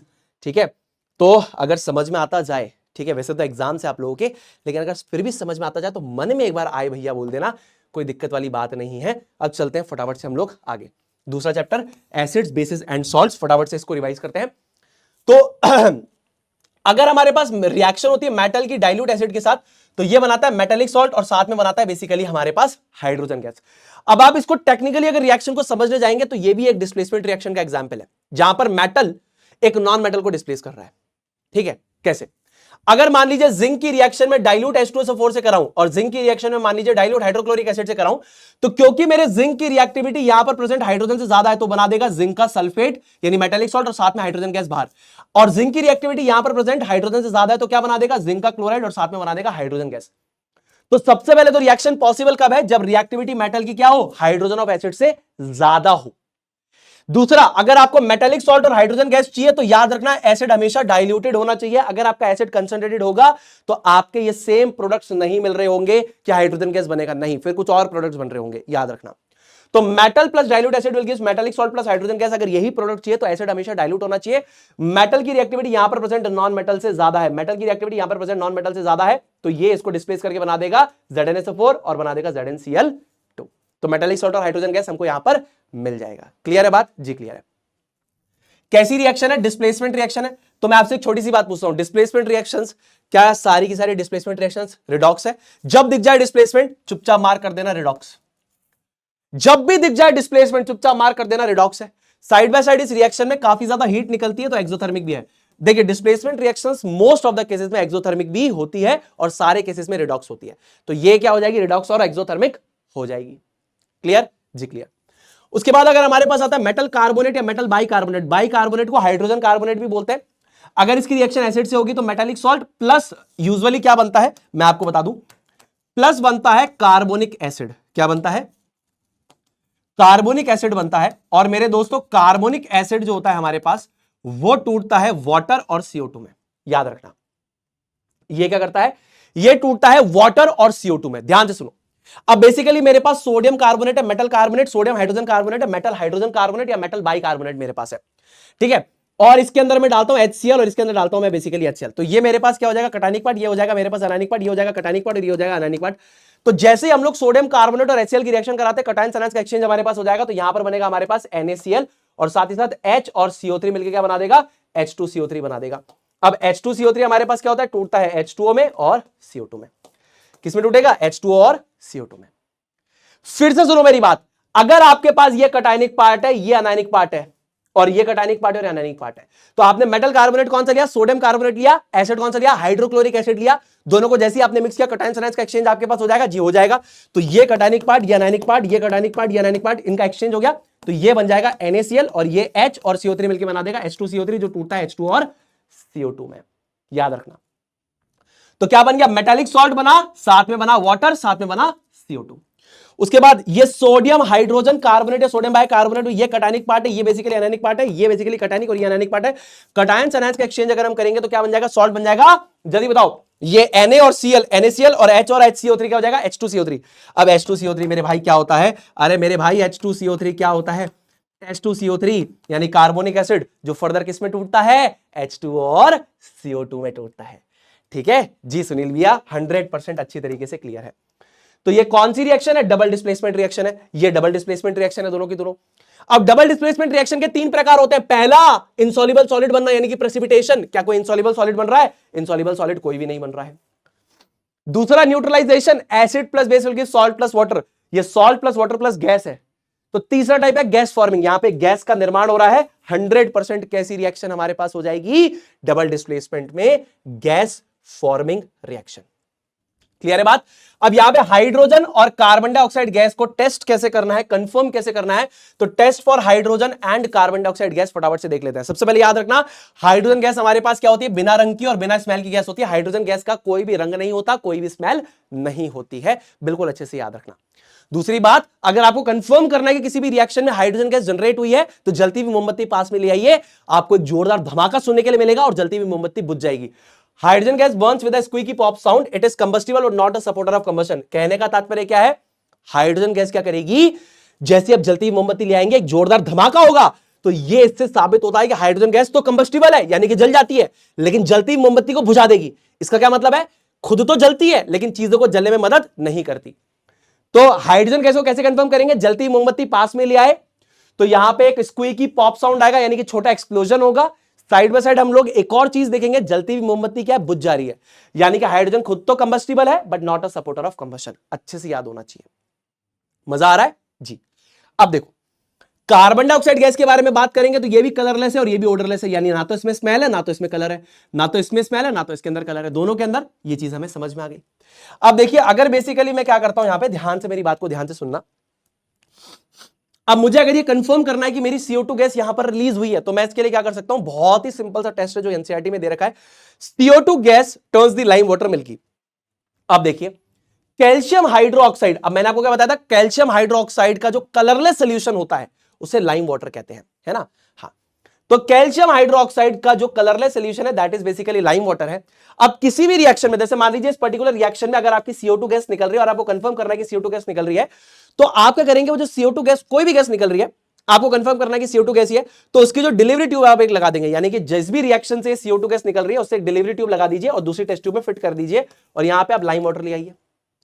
यानी कि यहां पे रिएक्शन हो रही होगी, यहां से CO2 गैस बाहर निकल रही है, कोई भी गैस बाहर निकल रही है, ये वेरीफाई करना है कि CO2 है, तो इसको दूसरी टेस्ट ट्यूब में कनेक्ट कर देंगे, जहां पर दूसरी टेस्ट ट्यूब के अंदर हमारे पास क्या हो जाएगा, colourless solution of calcium hydroxide हो जाएगा। अब जैसे ही colourless solution of calcium hydroxide से CO2 गैस हमारी इंटरेक्ट करेगी, तो यहां पर CaCO3 यानी कि white insoluble solid of calcium carbonate बनेगा, जिसकी वजह से लाइम वाटर क्या हो जाएगा, मिल्की या टर्बिड हो जाएगा, यानी कि धुंधला हो जाएगा, जिससे हमें कंफर्म हो जाएगा कि यहां पे जो गैस निकली होगी कौन सी है, CO2 है। रिवीजन हो रहा है, क्लियर हो रही है बात। अरे भाई, आप colourless solution of calcium hydroxide यानी जिसे आप लोग बोलते हैं लाइम वाटर, वो लेंगे। अगर आपकी रिएक्शन में CO2 गैस निकली है तो वो जो गैस निकली है आप इसके साथ इंटरेक्ट करा देंगे। अगर हमारे पास ये सॉल्यूशन टर्बिड हो जाता है या मिल्की हो जाता है just because of the formation of CaCO3, तो ये कंफर्म हो जाएगा कि यहां पे जो गैस निकली थी वो CO2 ही होगी, क्योंकि CO2 ही इससे इंटरेक्ट करके इस सॉल्यूशन में CaCO3 का निर्माण करती है, और जिसकी वजह से सॉल्यूशन क्या हो जाएगा, मिल्की या फिर टर्बिड हो जाएगा। क्लियर है बात जी। अब ये चीज क्या है, शॉर्टर ड्यूरेशन के लिए तो ठीक है, लेकिन आप लॉन्गर ड्यूरेशन पे, अगर मान लीजिए फॉर एग्जांपल CO2 गैस हम देते ही जा रहे देते ही जा रहे, तो मेरे भाई ये रीडिजॉल्व कर जाता है, यानी कि एक बार बन गया लेकिन अब ये डिजॉल्व कर जाएगा। तो कैल्शियम कार्बोनेट वाटर ये तो था ही, आपने एक्सेस में CO2 पास करी तो क्या हो जाएगा, एक सल्यूबल चीज का निर्माण हो जाएगा, that is calcium hydrogen carbonate या कैल्शियम बाइकार्बोनेट का निर्माण हो जाएगा। ये जो CaHCO3 होल ट्वाइस है, इसको हम कहेंगे कैल्शियम बाइकार्बोनेट, या इसको हम बोलेंगे कैल्शियम हाइड्रोजन कार्बोनेट। क्या बोलेंगे? कैल्शियम बाइकार्बोनेट, या इसको हम बोलेंगे कैल्शियम हाइड्रोजन कार्बोनेट। समझ में आ गई बात? जी समझ में आ गई सुनील भैया बात। क्लियर है बात? जी क्लियर है, डन है। आगे चलते हैं। अब देखिए, अगर आप इस रिएक्शन का, आपसे किसी ने इस रिएक्शन का टाइप पूछा, लेट सपोज इस रिएक्शन का टाइप पूछा, तो क्या बताओगे? ध्यान से सुनना, ये दो प्रकार की है। जब भी हमारे पास एक गैस और aqueous solution of ionic compound हो और उसके बाद कोई इनसॉल्युबल सॉलिड का निर्माण हमारे पास हो रहा हो, तो ये हमारे पास प्रेसिपिटेशन रिएक्शन का एग्जांपल होता है। यानी कि किसी भी पर्टिकुलर रिएक्शन के बाद अगर कोई इनसॉल्युबल सॉलिड बन रहा है, यानी कि प्रेसिपिटेट बन रहा है, तो प्रेसिपिटेशन रिएक्शन तो होगी। साइड बाय साइड यहां पे ध्यान से देखो, ये हमारे पास क्या है? ये हमारे पास बेसिक सब्सटेंस है। ये किसकी तरह बिहेव कर रहा होगा? एसिड की तरह बिहेव कर रहा होगा। तो बन गया यहां पर क्या है? सॉल्ट, और साथ में बन गया बेसिकली यहां पे वाटर। तो यानी कि न्यूट्रलाइजेशन रिएक्शन का एग्जांपल भी है, प्रेसिपिटेशन का एग्जांपल भी है। तो याद रखना, ये वाला जो एग्जांपल हमारे पास है, ये डबल डिस्प्लेसमेंट रिएक्शन के अंदर दो रिएक्शन का एग्जांपल है, एक प्रेसिपिटेशन, दूसरा न्यूट्रलाइजेशन। क्या बात है सुनील भैया। तो अब चलते हैं हम लोग आगे और फटाफट से देखते हैं यहां पे preparation of hydrogen chloride gas. तो दोस्तों, preparation of hydrogen chloride gas में हमारे पास यहां पर क्या होता है? हम लोग यहां पर लेते हैं सोडियम क्लोराइड, और सोडियम क्लोराइड हम लोग यहां पर लेते हैं और उसकी रिएक्शन हम कराते हैं कॉन्सेंट्रेटेड सल्फ्यूरिक एसिड से। यानी कि आपके पास मान लीजिए एक टेस्ट ट्यूब है जिसके अंदर आपके पास कॉन्सेंट्रेटेड सल्फ्यूरिक एसिड है, आपने इसके अंदर NaCl डाला और इस टेस्ट ट्यूब को आप हीट करते हैं टेंपरेचर लेसर देन और इक्वल टू 200 डिग्री सेल्सियस, तो आपके पास यहां पर बनेगा सोडियम हाइड्रोजन सल्फेट और यहां पर बनेगी आपके पास HCl गैस। अब यहां पर ही रिएक्शन कराने का सिंपल इंटेंट यहां पर ये होता है कि क्या यहां पर बिना पानी के ये एसिडिक कैरेक्टर शो कर सकती है या नहीं। तो जैसे हम यहां पर इसके पास में सूखा नीला लिटमस पेपर लेके आएंगे, गैस भी सूखी है तो कोई भी कलर चेंज नहीं आएगा, लेकिन जैसे ही हम लोग गीला ब्लू लिटमस पेपर लेके आएंगे, गीले का मतलब है कि उसके अंदर पानी है, तो जैसे HCl गैस को यहां पर पानी मिल जाएगा तो यहां पर वो H3O+ आयंस या H+ एक्वस आयंस प्रोड्यूस करेगी, जिसकी वजह से ब्लू लिटमस पेपर लाल हो जाएगा। तो सीधी सी बात है, it don't show the acidic behaviour until water is there, लेकिन जैसे ही पानी यहां पर आ जाएगा तो इसका एसिडिक चरित्र हमारे पास देखने के लिए मिलेगा, यानी कि एसिडिक चरित्र आ जाएगा। अब देखो अगली रिएक्शन हम देखते हैं। फॉर एग्जांपल, अगर हमारे पास मेटल का ऑक्साइड है, कॉपर का ऑक्साइड है ना, कॉपर ऑक्साइड हमारे पास कौन से कलर का होता है? काले कलर का होता है। नाम क्या हो जाएगा? कॉपर 2 ऑक्साइड या फिर क्यूप्रिक का ऑक्साइड, क्यूप्रिक ऑक्साइड या फिर कॉपर 2 ऑक्साइड। अब अगर हमारे पास ये कॉपर ऑक्साइड है काले कलर का, इसके अंदर हम डालते हैं colourless solution of hydrochloric acid डालते हैं, है ना, तो क्या हो जाएगा? ये कटायनिक पार्ट, ये अनायनिक पार्ट, ये कटायनिक पार्ट, ये अनायनिक पार्ट, कटायन साइंस को एक्सचेंज करो, बन जाएगा CuCl2 और साथ में बन जाएगा बेसिकली H2O। CuCl2 यानी कि हमारे पास हो जाएगा क्यूप्रिक क्लोराइड या कॉपर 2 क्लोराइड, ये हमारे पास होता है ब्लू ग्रीन कलर का सॉल्यूशन हमारे पास होता है। अब इस चीज को अगर आप ध्यान से थोड़ा सुनेंगे तो आपको समझ में आएगा। मेटल के ऑक्साइड जो हमारे पास होते हैं या हाइड्रोक्साइड जो हमारे पास होते हैं, कुछ मेटल के ऑक्साइड्स और हाइड्रोक्साइड्स हमारे पास प्योरली बेसिक होते हैं। जैसे सब मेटल ऑक्साइड्स और हाइड्रोक्साइड्स आर प्योरली बेसिक, जैसे Na2O हो गया, Cu हो गया, NaOH हो गया, KOH हो गया, ये मेटल के ऑक्साइड्स और हाइड्रोक्साइड्स क्या होंगे? Purely basic. लेकिन क्या सारे होंगे सुनील भैया? नहीं नहीं नहीं नहीं नहीं, कुछ मेटल के ऑक्साइड्स और हाइड्रोक्साइड्स क्या हो जाएंगे दोस्तों? कुछ मेटल के ऑक्साइड्स और हाइड्रोक्साइड्स हमारे पास क्या हो जाएंगे? ऑक्साइड्स और हाइड्रोक्साइड्स ऑफ एम्फोटेरिक मेटल्स, जैसे कि एम्फोटेरिक मेटल होता है जिंक और एल्यूमिनियम, इनके ऑक्साइड्स और hydroxides acid as well as basic nature दोनों शो करते हैं। देखिए कुछ मेटल के ऑक्साइड जैसे कि फॉर एग्जांपल सोडियम ऑक्साइड हो गया, कॉपर ऑक्साइड हो गया, मैग्नीशियम ऑक्साइड हो गया, या इनके हाइड्रोक्साइड हो गया, सोडियम हाइड्रोक्साइड हो गया, पोटेशियम हाइड्रोक्साइड हो गया, मैग्नीशियम हाइड्रोक्साइड हो गया, कैल्शियम हाइड्रोक्साइड हो गया, ये हमेशा बेसिक होंगे। लेकिन कुछ मेटल के ऑक्साइड्स और हाइड्रोक्साइड जैसे फॉर एग्जांपल जिंक का, फॉर एग्जांपल एल्यूमिनियम का, इनके ऑक्साइड्स और हाइड्रोक्साइड्स एम्फोटेरिक होते हैं, यानी कि वो एसिड और बेस दोनों की तरह बिहेव कर सकते हैं। इनको भारी बेस मिल गया तो बोलेंगे भैया मैं तो एसिड हूं, भारी एसिड मिल गया तो बोलेंगे भैया मैं तो बेस हूं। दोगले प्रवृत्ति के हैं, दोगले चरित्र के हैं, दोगले प्रवृत्ति के या दोगले चरित्र के हैं। ठीक है, क्लियर है बात जी। रिएक्शन का टाइप यहां पर हमारे पास क्या हो जाएगा? पहली वाली जो रिएक्शन है इसका टाइप हमारे पास क्या हो जाएगा? जल्दी से बताएंगे। ये देखिए कटायन आयंस का एक्सचेंज और डबल डिस्प्लेसमेंट है, डबल डिस्प्लेसमेंट में neutralization reaction, acid plus base will give salt plus water. ठीक है ना, तो यहां पर जो मेटल का ऑक्साइड यहां पर है ये बेस की तरह बिहेव कर रहा है, ये बेस की तरह बिहेव कर रहा है। Acid plus base will give salt plus water. पर क्या सारे मेटल के ऑक्साइड बेसिक होंगे? नहीं, some metal oxides and hydroxides are basic, है ना, while oxides and hydroxides of amphoteric metals can behave both like acids as well as bases। याद रखना कि मेटल के ऑक्साइड्स और हाइड्रोक्साइड्स कुछ बेसिक होंगे और कुछ एम्फोटेरिक होंगे। एम्फोटेरिक का मतलब दोगलापना, और कुछ मेटल के ऑक्साइड्स और हाइड्रोक्साइड्स प्योरली बेसिक होंगे। एम्फोटेरिक मेटल्स हमारे पास कौन कौन से होते हैं जो हमारे कोर्स में है, वो है एल्यूमिनियम और जिंक। यूजुअली तो मैं 5 बताता हूं, SABPZ। आईसीएससी में 3 हो जाते हैं हमारे पास, एल्यूमिनियम, जिंक और लेड। ये 2 एक्स्ट्रा बेरिलियम और टिन भी आप याद रखो। इसके अलावा और भी होते हैं एम्फोटेरिक मेटल। अब एम्फोटेरिक मेटल हमारे पास क्या होते हैं? एम्फोटेरिक मेटल जैसे कि हमारे पास एल्यूमिनियम, जिंक, ये acid as well as alkali दोनों के साथ रिएक्ट करके सॉल्ट और हाइड्रोजन गैस देते हैं। जैसे कि सारे के सारे मेटल्स हमारे पास वो मेटल्स जिनकी रिएक्टिविटी हाइड्रोजन से ज्यादा होती है, वो क्या करते हैं? डाइल्यूट एसिड के साथ रिएक्ट करके सॉल्ट और हाइड्रोजन गैस देते हैं। पर मेरे दोस्तों, सारे के सारे मेटल्स आपके साथ एल्कलीज जो होती है उनके साथ रिएक्ट करके सॉल्ट और हाइड्रोजन गैस नहीं देते। सिर्फ और सिर्फ एम्फोटेरिक मेटल जैसे मेटल होते हैं जो एसिड और एल्कली दोनों के साथ रिएक्ट करके सॉल्ट और हाइड्रोजन गैस देते हैं। इनको हम बोलते हैं दोगले मेटल्स। ठीक है, फॉर एग्जाम्पल, अगर मेरे पास यहां पर क्या है, सोडियम हाइड्रोक्साइड को मैंने थोड़ा कम मात्रा ऑफ पानी में डिसॉल्व किया है और मैंने इसको गर्म किया है, या सोडियम हाइड्रोक्साइड को मैंने पिघला दिया है। ठीक है, दोनों कंडीशन बता रहा हूं। पहला, सोडियम हाइड्रोक्साइड को पानी में डिसॉल्व करके बहुत ज्यादा मात्रा में हमने गर्म करना स्टार्ट कर दिया। दूसरा, हमने क्या कर दिया? सोडियम हाइड्रोक्साइड को बेसिकली पिघला दिया, है ना। अब इन दोनों ही केसेस में अगर बेसिकली मैं जिंक डालता हूं तो यहां पर क्या बनेगा? सोडियम जिंकेट बनेगा। ये क्या है? Oxide form of sodium zincate है, याद रखना, Na2ZnO2, और साथ ही साथ क्या निकलेगी? हाइड्रोजन गैस निकलेगी। तो अगर आपसे पूछा गया एम्फोटेरिक मेटल्स कौन कौन से, तो आप बताओगे जिंक और एल्यूमिनियम है। अब जिंक और एल्यूमिनियम एम्फोटेरिक मेटल्स क्यों है? क्योंकि ये acid as well as alkali दोनों के साथ रिएक्ट करके सॉल्ट और हाइड्रोजन गैस देते हैं। साथ ही साथ इनके जो ऑक्साइड्स और हाइड्रोक्साइड्स है वो दोगले हैं, चाहे वो स्ट्रॉन्ग एसिड आ गया तो बेस बन जाएंगे, स्ट्रॉन्ग बेस आ गया तो एसिड बन जाएंगे। इसके बारे में हम आगे भी बात करेंगे। उसके बाद यहां पे जो रिएक्शन का टाइप हमारे पास हो जाएगा, क्या हो जाएगा? जल्दी से बताओ। ये रिएक्शन का टाइप हो जाएगा डिस्प्लेसमेंट रिएक्शन है। This is an example of a displacement reaction. Side by side ये रिडॉक्स भी है और एक्सोथर्मिक भी है। डिस्प्लेसमेंट रिएक्शन सारी की सारी रिडॉक्स होती है, साइड बाय साइड इसके अंदर बहुत ज्यादा मात्रा में हीट निकलती है, तो इसीलिए एक्सोथर्मिक रिएक्शन भी होगी। उसके बाद देखो, base plus acid will give salt plus water. तो बेस उठाता हूं मैं NaOH, एसिड उठाता हूं HCl। ठीक है, तो सबसे पहले कटायन आयंस का एक्सचेंज करो, ये कटायनिक पार्ट, ये अनायनिक पार्ट, ये कटायनिक पार्ट, ये अनायनिक पार्ट, तो ये हो जाएगा NaCl और ये हो जाएगा हमारे पास H2O। याद रखिए, ये हमारे पास क्या है? स्ट्रॉन्ग बेस है। ये हमारे पास क्या है? वीक एसिड है। सॉरी, एक मिनट, इसमें छोटी सी गलती है। स्ट्रॉन्ग एसिड होगा ये, माफी चाहूंगा दोस्तों, एक छोटी सी इसमें गलती है, चेंज हो गया। यस, चल ठीक है। अब देखो, मेरी पीपीटी मैं खुद ही बनाता हूं तो मुझसे ही गलती हुई है, कोई बात नहीं। तो ये हमारे पास क्या हो जाएगा? स्ट्रॉन्ग बेस, और ये हमारे पास क्या हो जाएगा? स्ट्रॉन्ग एसिड हो जाएगा।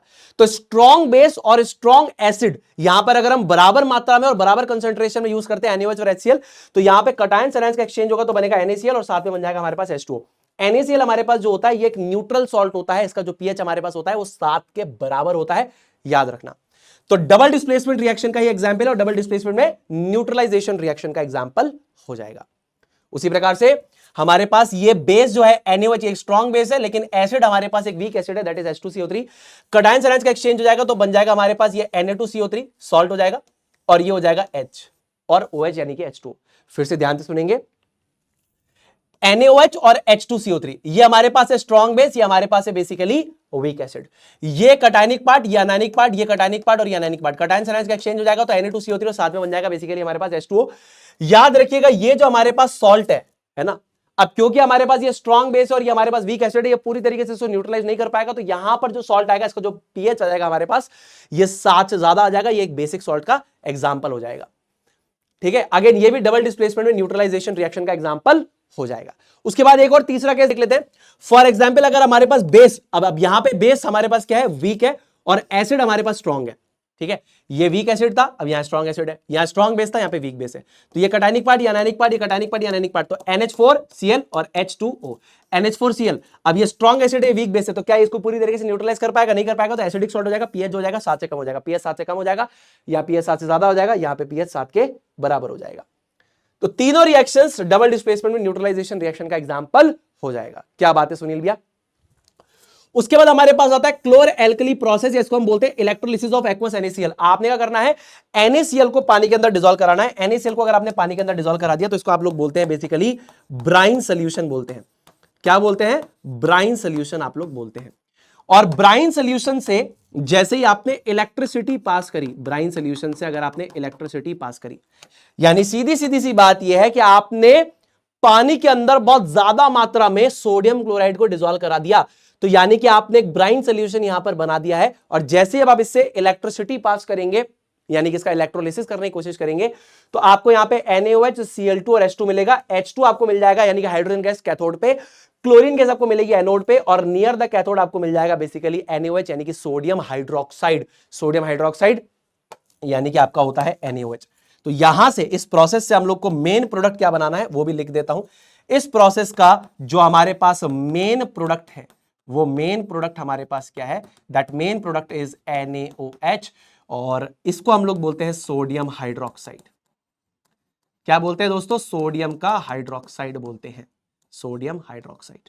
ठीक है, और इसका कॉमन नेम हमारे पास क्या है? What is the common name? अगर हम इसके कॉमन नेम की बात करें तो कॉमन नेम हमारे पास क्या हो जाएगा? कॉमन नेम हमारे पास हो जाएगा कास्टिक सोडा या फिर लाई हो जाएगा। क्या नाम हो जाएगा? कास्टिक सोडा या फिर हम इसको बोलेंगे लाई। ठीक है, सारी बातें यहां पे क्लियर हो रही है जी? सुनील भैया क्लियर हो रही है? तो aqueous solution of sodium chloride, aqueous solution of sodium chloride यानी कि NaCl dissolved in water, that is called as the brine solution. इसका इलेक्ट्रोलिसिस अगर हम करेंगे तो हमको क्लोरीन गैस मिलेगी, that is at anode, hydrogen gas मिलेगी at the cathode, and sodium hydroxide मिलेगा near the cathode. Sodium hydroxide main product है जिसकी वजह से हम इस प्रोसेस को करते हैं, और ये हमको कहां पे मिलने वाला है? नियर द कैथोड मिलने वाला है। इसका कॉमन नेम हमारे पास होता है कास्टिक सोडा या फिर लाई। ठीक है, साइड बाय साइड नॉलेज के लिए एक और चीज आप जान लीजिए कि यहां पे ये जो दोनों चीजें हैं ये हमारे पास है बाई प्रोडक्ट, यानी कि वो चीजें जो मेन प्रोडक्ट के साथ मुफ्त में आ गई हैं। अरे हमको बनाना क्या था? हमको बनाना था बेसिकली सोडियम हाइड्रोक्साइड, उसके साथ मुफ्त में क्लोरीन और हाइड्रोजन गैस हमको मुफ्त में मिल गई है। ये दोनों हमको क्या मिल गई है? फ्री में मिल गई है यहां पे। इसको हम बोलते हैं बाई प्रोडक्ट या secondary product.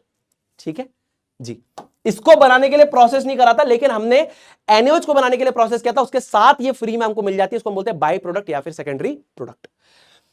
Now preparation of bleaching powder. Bleaching powder हमारे पास एक मिक्सचर होता है। Bleaching powder is not a compound, bleaching powder is actually a mixture, एक मिश्रण हमारे पास होता है। तो जैसे ही हम लोग क्या करते हैं, कैल्शियम हाइड्रोक्साइड जो हमारे पास सॉलिड फॉर्मेट में स्लेक्ड लाइम होता है, ड्राई स्लेक्ड लाइम इसको हम बोलते हैं, लिख लीजिए ड्राई स्लेक्ड लाइम। ठीक है ना, स्लेक्ड लाइम। अब स्लेक्ड लाइम यूजुअली तो हमारे पास क्या होता है? सॉलिड ही होता है।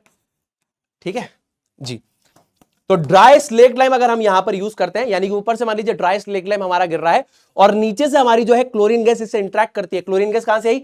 यहां से हमारे पास जो क्लोरीन गैस आई थी उसकी हम बात कर रहे हैं। तो ये जो क्लोरीन गैस है इस कैल्शियम हाइड्रोक्साइड सॉलिड के साथ इंटरेक्ट करती है, तो ये बनाती है CaOCl होल ट्वाइस। ठीक है ना, this is the representation of bleaching powder, क्योंकि इसी की वजह से यहां पर ब्लीचिंग एक्शन है। साथ में बनता है CaCl2, साथ में बनता है हमारे पास बेसिकली मॉइस्चर। तो क्या है कि बहुत सारी चीजें जो है, कौन कौन सी बहुत सारी चीजें?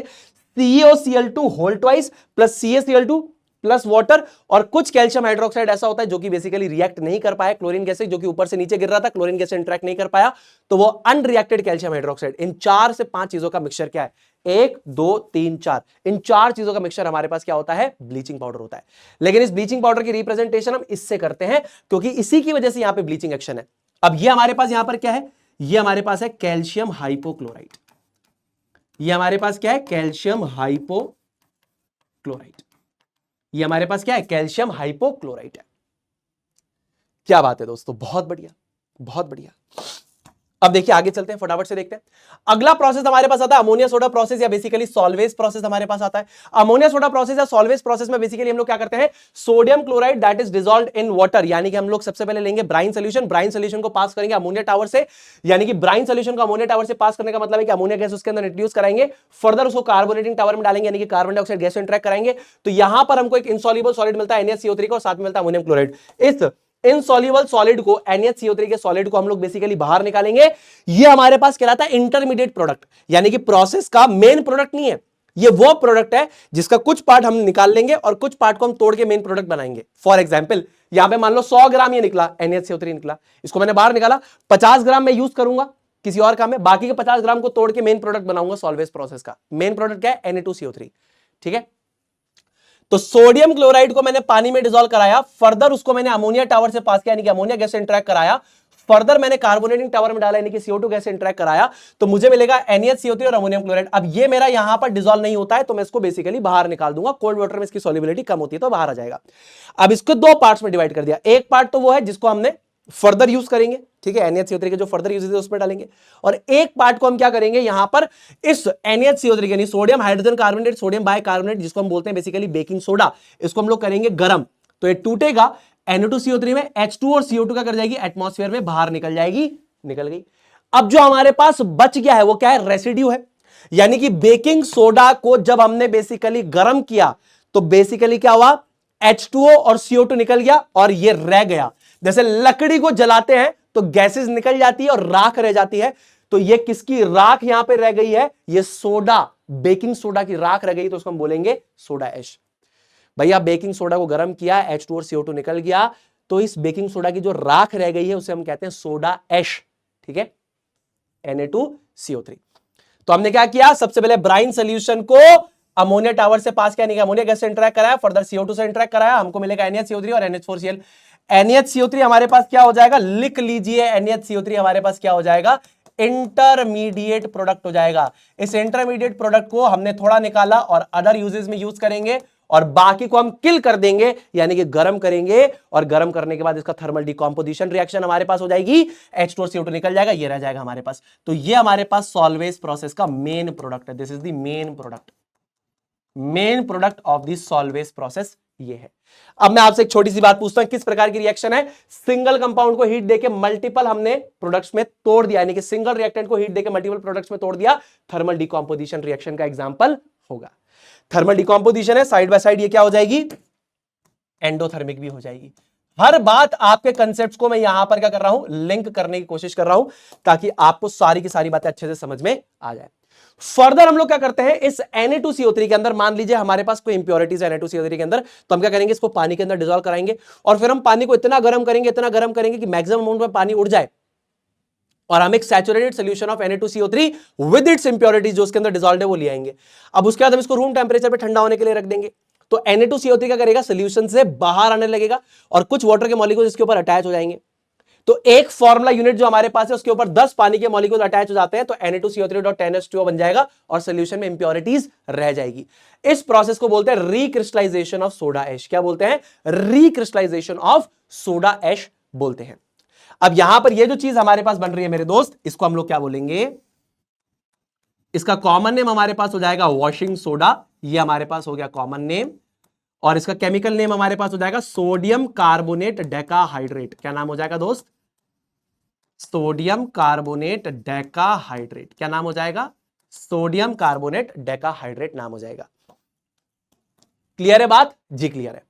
उसके बाद अगर हम यहां पर प्लास्टर ऑफ पेरिस की बात करते हैं, प्लास्टर ऑफ पेरिस का केमिकल नेम हमारे पास क्या होता है, कैल्शियम सल्फेट हेमीहाइड्रेट होता है। क्या नाम होता है, जैसे यहां पे देखिए क्या हो जाएगा, sodium carbonate decahydrate, sodium carbonate decahydrate. उसी प्रकार हमारे पास है plaster of Paris. Plaster of Paris हमारे पास बेसिकली क्या है, कॉमन नेम है, क्योंकि सबसे पहली बार इसे पेरिस में बनाया गया था, तो नाम हो गया plaster of Paris. Chemical name हमारे पास हो जाएगा कैल्शियम सल्फेट हेमीहाइड्रेट। हेमीहाइड्रेट का मतलब क्या होता है, हाफ वाटर का मॉलिक्यूल, हाफ वाटर का मॉलिक्यूल, ठीक है ना, ये मतलब होता है। तो अगर हमारे पास CaSO4 ट्वाइस ऑफ H2 यानी कि कैल्शियम सल्फेट डाइहाइड्रेट, जिससे कॉमन नेम हमारे पास होता है जिप्सम, इसको 373 डिग्री केल्विन पे यानी कि 100 डिग्री सेल्सियस पे अगर हम हीट करते हैं, 373 केल्विन, या जिसको आप लोग बोल सकते हैं 100 डिग्री सेल्सियस पे हीट करते हैं, तो ये 75% जो वाटर इसमें से निकल जाता है, यानी कि 3/2 H2O। ये 3/2 H2O का मतलब क्या हो गया, 75% वाटर जो है वो बेसिकली बाहर निकल गया, 25% यहां पर जो है पानी रिटेन्ड रहा, यानी जिप्सम में से 75% पानी निकल गया, 25% रिटेन रहा, तो इसको कहेंगे calcium sulphate hemihydrate. Common name हो जाएगा प्लास्टर ऑफ पेरिस। ठीक है जी सुनील भैया, अच्छी तरीके से बात हमको समझ में आ गई है। अच्छा, अब मान लीजिए तो हमने प्लास्टर ऑफ पेरिस बना दिया। अब प्लास्टर ऑफ पेरिस जब हम यूज करते हैं तो बेसिकली क्या करते हैं, प्लास्टर ऑफ पेरिस को हम बेसिकली पानी के साथ मिक्स करते हैं, पानी के साथ मिक्स करते हैं, यानी कि इसका क्या हो जाएगा, हाइड्रेशन होने लगेगा, है ना। तो ये रिएक्शन है setting of plaster of Paris की। तो जैसे हमारे पास ये कैल्शियम सल्फेट हेमीहाइड्रेट यानी प्लास्टर ऑफ पेरिस को हम पानी के साथ मिक्स करवाते हैं, तो यानी कि ये क्या करता है, वापस इसका हाइड्रेशन होने लग जाता है, और ये बना लेता है CaSO4 ट्वाइस ऑफ H2O। ये होता है हमारे पास जिप्सम यानी कैल्शियम सल्फेट डाइहाइड्रेट, और यही हमारे पास क्या है, वो हार्ड मास है जो आप देखते हैं। जैसे कभी अगर आपका हाथ फ्रैक्चर हुआ होगा तो आपने पट्टा बंधवाया होगा, तो बेसिकली क्या करते हैं, पट्टी को किसके अंदर डालते हैं, वो पानी होता है, और पानी के अंदर प्लास्टर ऑफ पेरिस मिक्स होता है, उसके अंदर पट्टी डाल देते हैं। तो एक तरीके से उस पट्टी के अंदर क्या आ गया, CaSO4 half H2 plus 3/2 H2, ये वाली रिएक्शन होने वाली है ना। अब वो पट्टी को आपके हाथ के ऊपर लपेटते जाते हैं, थोड़ी देर के बाद वो सॉलिडिफाई हो जाएगी just because of the formation of gypsum. तो ये रिएक्शन अच्छे से याद होनी चाहिए। क्लियर है बात। अच्छे से सारी बातें क्लियर है जी? 100% सारी की सारी बातें हमको क्लियर है।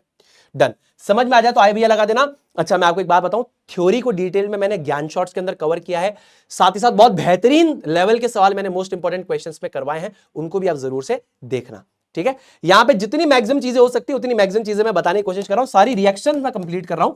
तो इंटेंट ऑफ द लेक्चर समझने की कोशिश करना कि intent of the lecture is to complete and cover all the chemical reactions, ठीक है?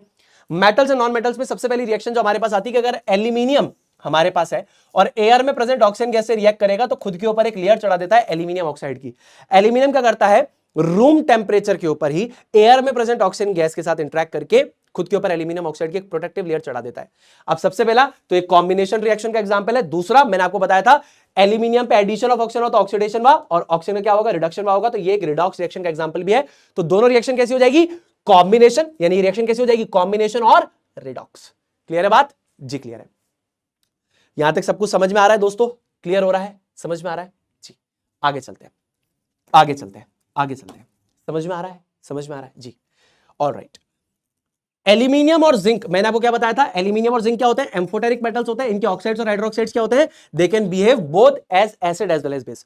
मैंने आपको बताया था एल्यूमिनियम और जिंक हमारे पास एम्फोटेरिक मेटल्स हैं, इनके जो ऑक्साइड्स और हाइड्रोक्साइड्स होते हैं they can behave both like the acid as well as the base. तो अगर आप यहां पे देखेंगे एल्यूमिनियम के ऑक्साइड की रिएक्शन हमारे पास दे रखी है, तो यहां पर अगर स्ट्रॉन्ग एसिड आ गया तो ये बोलेगा मैं बेस हूं, यहां स्ट्रॉन्ग बेस आ गया तो बोलेगा मैं एसिड हूं। और दोनों ही केसेस में अगर ये एसिड आ गया तो ये बेस की तरह बिहेव करेगा, क्या बना देगा, सॉल्ट प्लस वाटर बना देगा।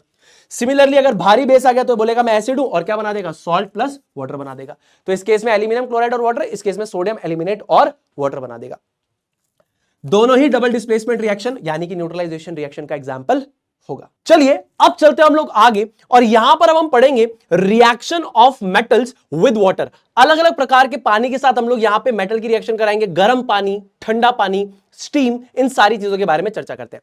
अब इससे पहले सबसे पहले आप यहां पे देखिए, अगर आपके पास oxides of sodium, potassium, calcium और मैग्नीशियम हो, यानी कि अगर आपके पास इनके ऑक्साइड्स होंगे तो ये बेसिकली हमारे पास पानी के साथ रिएक्ट करके मेटल का हाइड्रोक्साइड बनाता है।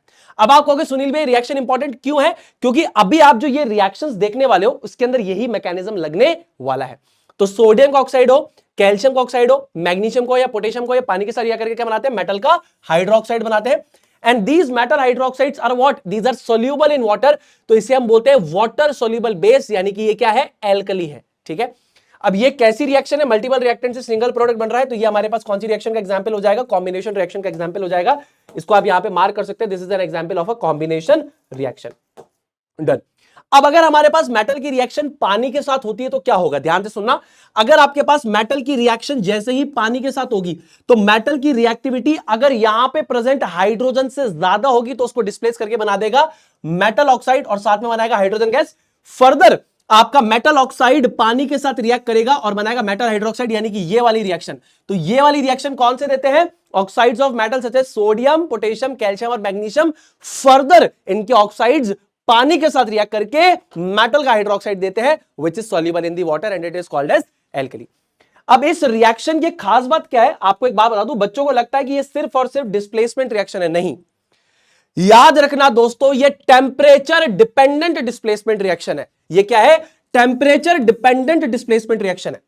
एग्जाम्पल के तौर पे मैं आपको बोलता हूं, फॉर एग्जाम्पल मैं आपको बोलता हूं मैग्नीशियम की रिएक्टिविटी पानी में प्रेजेंट हाइड्रोजन से ज्यादा है, आप कहोगे हाँ है, तो मैं बोलता हूं काम करो, ठंडा पानी लो और मैग्नीशियम की रिएक्शन कराओ, रिएक्शन होगी, नहीं होगी। भाई मैग्नीशियम की रिएक्टिविटी पानी में प्रेजेंट हाइड्रोजन से ज्यादा है ना, आप ठंडे पानी से रिएक्ट करा दो, रिएक्शन होगी क्या, नहीं होगी। तो इसीलिए मैं बोल रहा हूं कि रिएक्शन टेम्परेचर डिपेंडेंट है। ये रिएक्शन से तब होगी जैसे पानी गर्म हो, तो गर्म पानी होगा तो मैग्नीशियम क्या करेगा, हाइड्रोजन को डिस्प्लेस करके मैग्नीशियम ऑक्साइड और हाइड्रोजन बनाएगा। फर्दर मैग्नीशियम ऑक्साइड क्या करेगा, पानी से रिएक्ट करके मैग्नीशियम हाइड्रोक्साइड बना देता है। समझने वाली बात यहां पर यह है कि ये टेम्परेचर डिपेंडेंट डिस्प्लेसमेंट रिएक्शन है। सारी की सारी डिस्प्लेसमेंट रिएक्शंस रिडॉक्स होती है, और यहां पे रिडॉक्स रिएक्शंस जो हमारे पास है ये एक्सोथर्मिक है, यानी कि इनके अंदर बहुत ज्यादा मात्रा में हीट एनर्जी निकलने वाली है। अब ध्यान से समझिए, अगर मैं यहां पे रिएक्शन ऑफ मेटल्स ठंडे पानी के साथ करवाता हूं, यानी कि देखिए मैंने आपको क्या बोला, टेम्परेचर डिपेंडेंट डिस्प्लेसमेंट रिएक्शन है, तो ठंडे पानी से कराता हूं तो सिर्फ और सिर्फ पोटेशियम, सोडियम और कैल्शियम ही रिएक्ट करेंगे। तो और भी बहुत सारे मेटल्स हैं जिनकी रिएक्टिविटी पानी में प्रेजेंट हाइड्रोजन से ज्यादा है लेकिन रिएक्ट नहीं करेंगे। मैंने कहा टेम्परेचर डिपेंडेंट रिएक्शन है, तो यहां पे रिएक्ट करेगा सिर्फ और सिर्फ पोटेशियम, सोडियम और कैल्शियम। ठंडे पानी से 3 मेटल रिएक्ट करते हैं। तो पोटेशियम क्या करेगा, सबसे पहले अगर पोटेशियम की या सोडियम की या कैल्शियम की रिएक्शन हम पानी से कराते हैं तो वो यहां पे हाइड्रोजन को डिस्प्लेस करके अपने मेटल के ऑक्साइड्स बनाते हैं और साथ में बनती है हाइड्रोजन गैस। फर्दर उनका जो मेटल ऑक्साइड बनता है वो पानी से इंटरेक्ट करता है, यानी कि यहां पे पोटेशियम का ऑक्साइड, यहां पे सोडियम का ऑक्साइड और यहां पे कैल्शियम का ऑक्साइड। तो क्या बनेगा, इनके रिस्पेक्टिव मेटल ऑक्साइड और हाइड्रोजन गैस बनेगा। फर्दर मेटल ऑक्साइड पानी से रिएक्ट करके मेटल हाइड्रोक्साइड बनाएगा। तो एनसीईआरटी डायरेक्टली ये वाली इक्वेशन लिख देती है कि ये फाइनल इक्वेशन उन्होंने लिख दी, ठीक है, कि भैया यहां पे जो मेटल ऑक्साइड है वो फर्दर पानी से रिएक्ट करके मेटल हाइड्रोक्साइड बना रहा है। तो एनसीईआरटी डायरेक्टली क्या लिखती है, metal plus water gives metal hydroxide plus hydrogen, ऐसे लिखती है एनसीईआरटी। तो आपको समझ में आना चाहिए, पोटेशियम जैसे ठंडे पानी से रिएक्ट करेगा तो यहां पे हाइड्रोजन डिस्प्लेस होगी और बनेगा पोटेशियम का ऑक्साइड। पोटेशियम का ऑक्साइड फर्दर पानी से रिएक्ट करके बनाएगा पोटेशियम हाइड्रोक्साइड, सोडियम का बनाएगा सोडियम हाइड्रोक्साइड और कैल्शियम का बनाएगा कैल्शियम हाइड्रोक्साइड। क्लियर हो रही है बात? 100% सुनील भी हमको ये बात क्लियर हो रही है। याद रखिएगा, यहां पर जो हीट एनर्जी निकलेगी उस हीट एनर्जी की वजह से यहां पर क्या हो जाएगा, हाइड्रोजन गैस में आग लगती है, मेटल में आग कभी नहीं लगती है। तो याद रखना, hydrogen gas catches fire in case of sodium and potassium, यानी कि सोडियम और पोटेशियम को अगर हमने ठंडे पानी के अंदर डाला है तो यहां पर मेटल के ऑक्साइड और हाइड्रोजन गैस बनेगा। मेटल का ऑक्साइड फर्दर पानी से रिएक्ट करके क्या बनाएगा, मेटल का हाइड्रोक्साइड बना देगा। तो ओवरऑल रिएक्शन हमारे पास ये है, हीट एनर्जी की वजह से यहां पे हाइड्रोजन गैस में क्या लग जाएगी, आग लग जाएगी, याद रखना। उसके बाद अगर आप कैल्शियम केस की बात करोगे, ठंडे पानी से रिएक्शन होगी तो बनेगा कैल्शियम का ऑक्साइड, फर्दर पानी से रिएक्ट करके बनाएगा कैल्शियम का हाइड्रोक्साइड और यहां पर हमारे पास हाइड्रोजन गैस। लेकिन याद रखना, हाइड्रोजन गैस में यहां पर आग नहीं लगती है, तो हाइड्रोजन गैस कहां जाएगी, हाइड्रोजन गैस जो है वो कैल्शियम मेटल के ऊपर चिपक जाएगी और फर्दर वो मेटल हमारा पानी के ऊपर तैरने लगेगा। क्लियर है बात जी? 100% हमको ये बात अच्छी तरीके से क्लियर है। तो ठंडे पानी से 3 मेटल रिएक्ट करते हैं। अब अगर मैं पानी को गर्म कर दूं, तो गर्म कर दिया यानी कि मेरे पास गर्म पानी है, टेंपरेचर डिपेंडेंट रिएक्शन है, गर्म पानी है, तो 4 मेटल पोटेशियम, सोडियम, कैल्शियम और मैग्नीशियम 4 मेटल रिएक्ट करेंगे।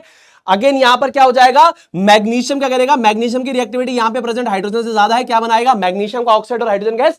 फर्दर मैग्नीशियम का ऑक्साइड पानी से रिएक्ट करके बनाएगा मैग्नीशियम हाइड्रोक्साइड। तो ओवरऑल रिएक्शन हम लोग लिख देते हैं, मैग्नीशियम प्लस वार्म वाटर या hot water will give magnesium hydroxide and hydrogen gas. क्या हाइड्रोजन गैस में यहां पे आग लगेगी, क्या हाइड्रोजन गैस में यहां पर आग लगेगी, नहीं, हाइड्रोजन गैस में आग नहीं लगेगी। हाइड्रोजन गैस मैग्नीशियम मेटल के ऊपर चिपक जाएगी और मेटल हमारा फ्लोट करने लगेगा। क्या बात है सुनील भैया? ये दोनों बातें अच्छे से याद हो गई। उसके बाद कौन कौन से मेटल स्टीम से रिएक्ट करेंगे, मैंने क्या किया, पानी ठंडा था, पानी को गर्म कर दिया, अब पानी को स्टीम बना दिया, यानी कि और गर्म कर दिया, वेपर फॉर्मेट में आ गया। तो इससे कौन कौन से मेटल रिएक्ट करेंगे, potassium, sodium, calcium, magnesium, aluminium, zinc, iron, ये सारे के सारे मेटल रिएक्ट करेंगे। इसके अलावा कोई भी मेटल पानी से रिएक्ट नहीं करता है। तो जैसे for example aluminium, zinc, iron, when they will react with the steam they will form their respective metal के हाइड्रोक्साइड, साथ ही साथ यहां पर क्या निकलेगी, हाइड्रोजन गैस निकलेगी।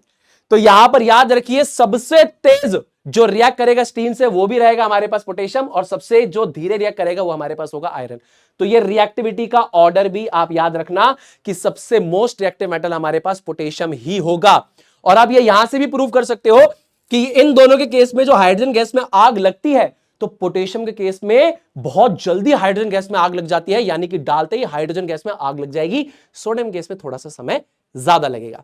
तो इससे हमेशा यह प्रूव होगा कि सबसे ज्यादा रिएक्टिव मेटल हमारे पास कौन सा है, पोटेशियम ही है।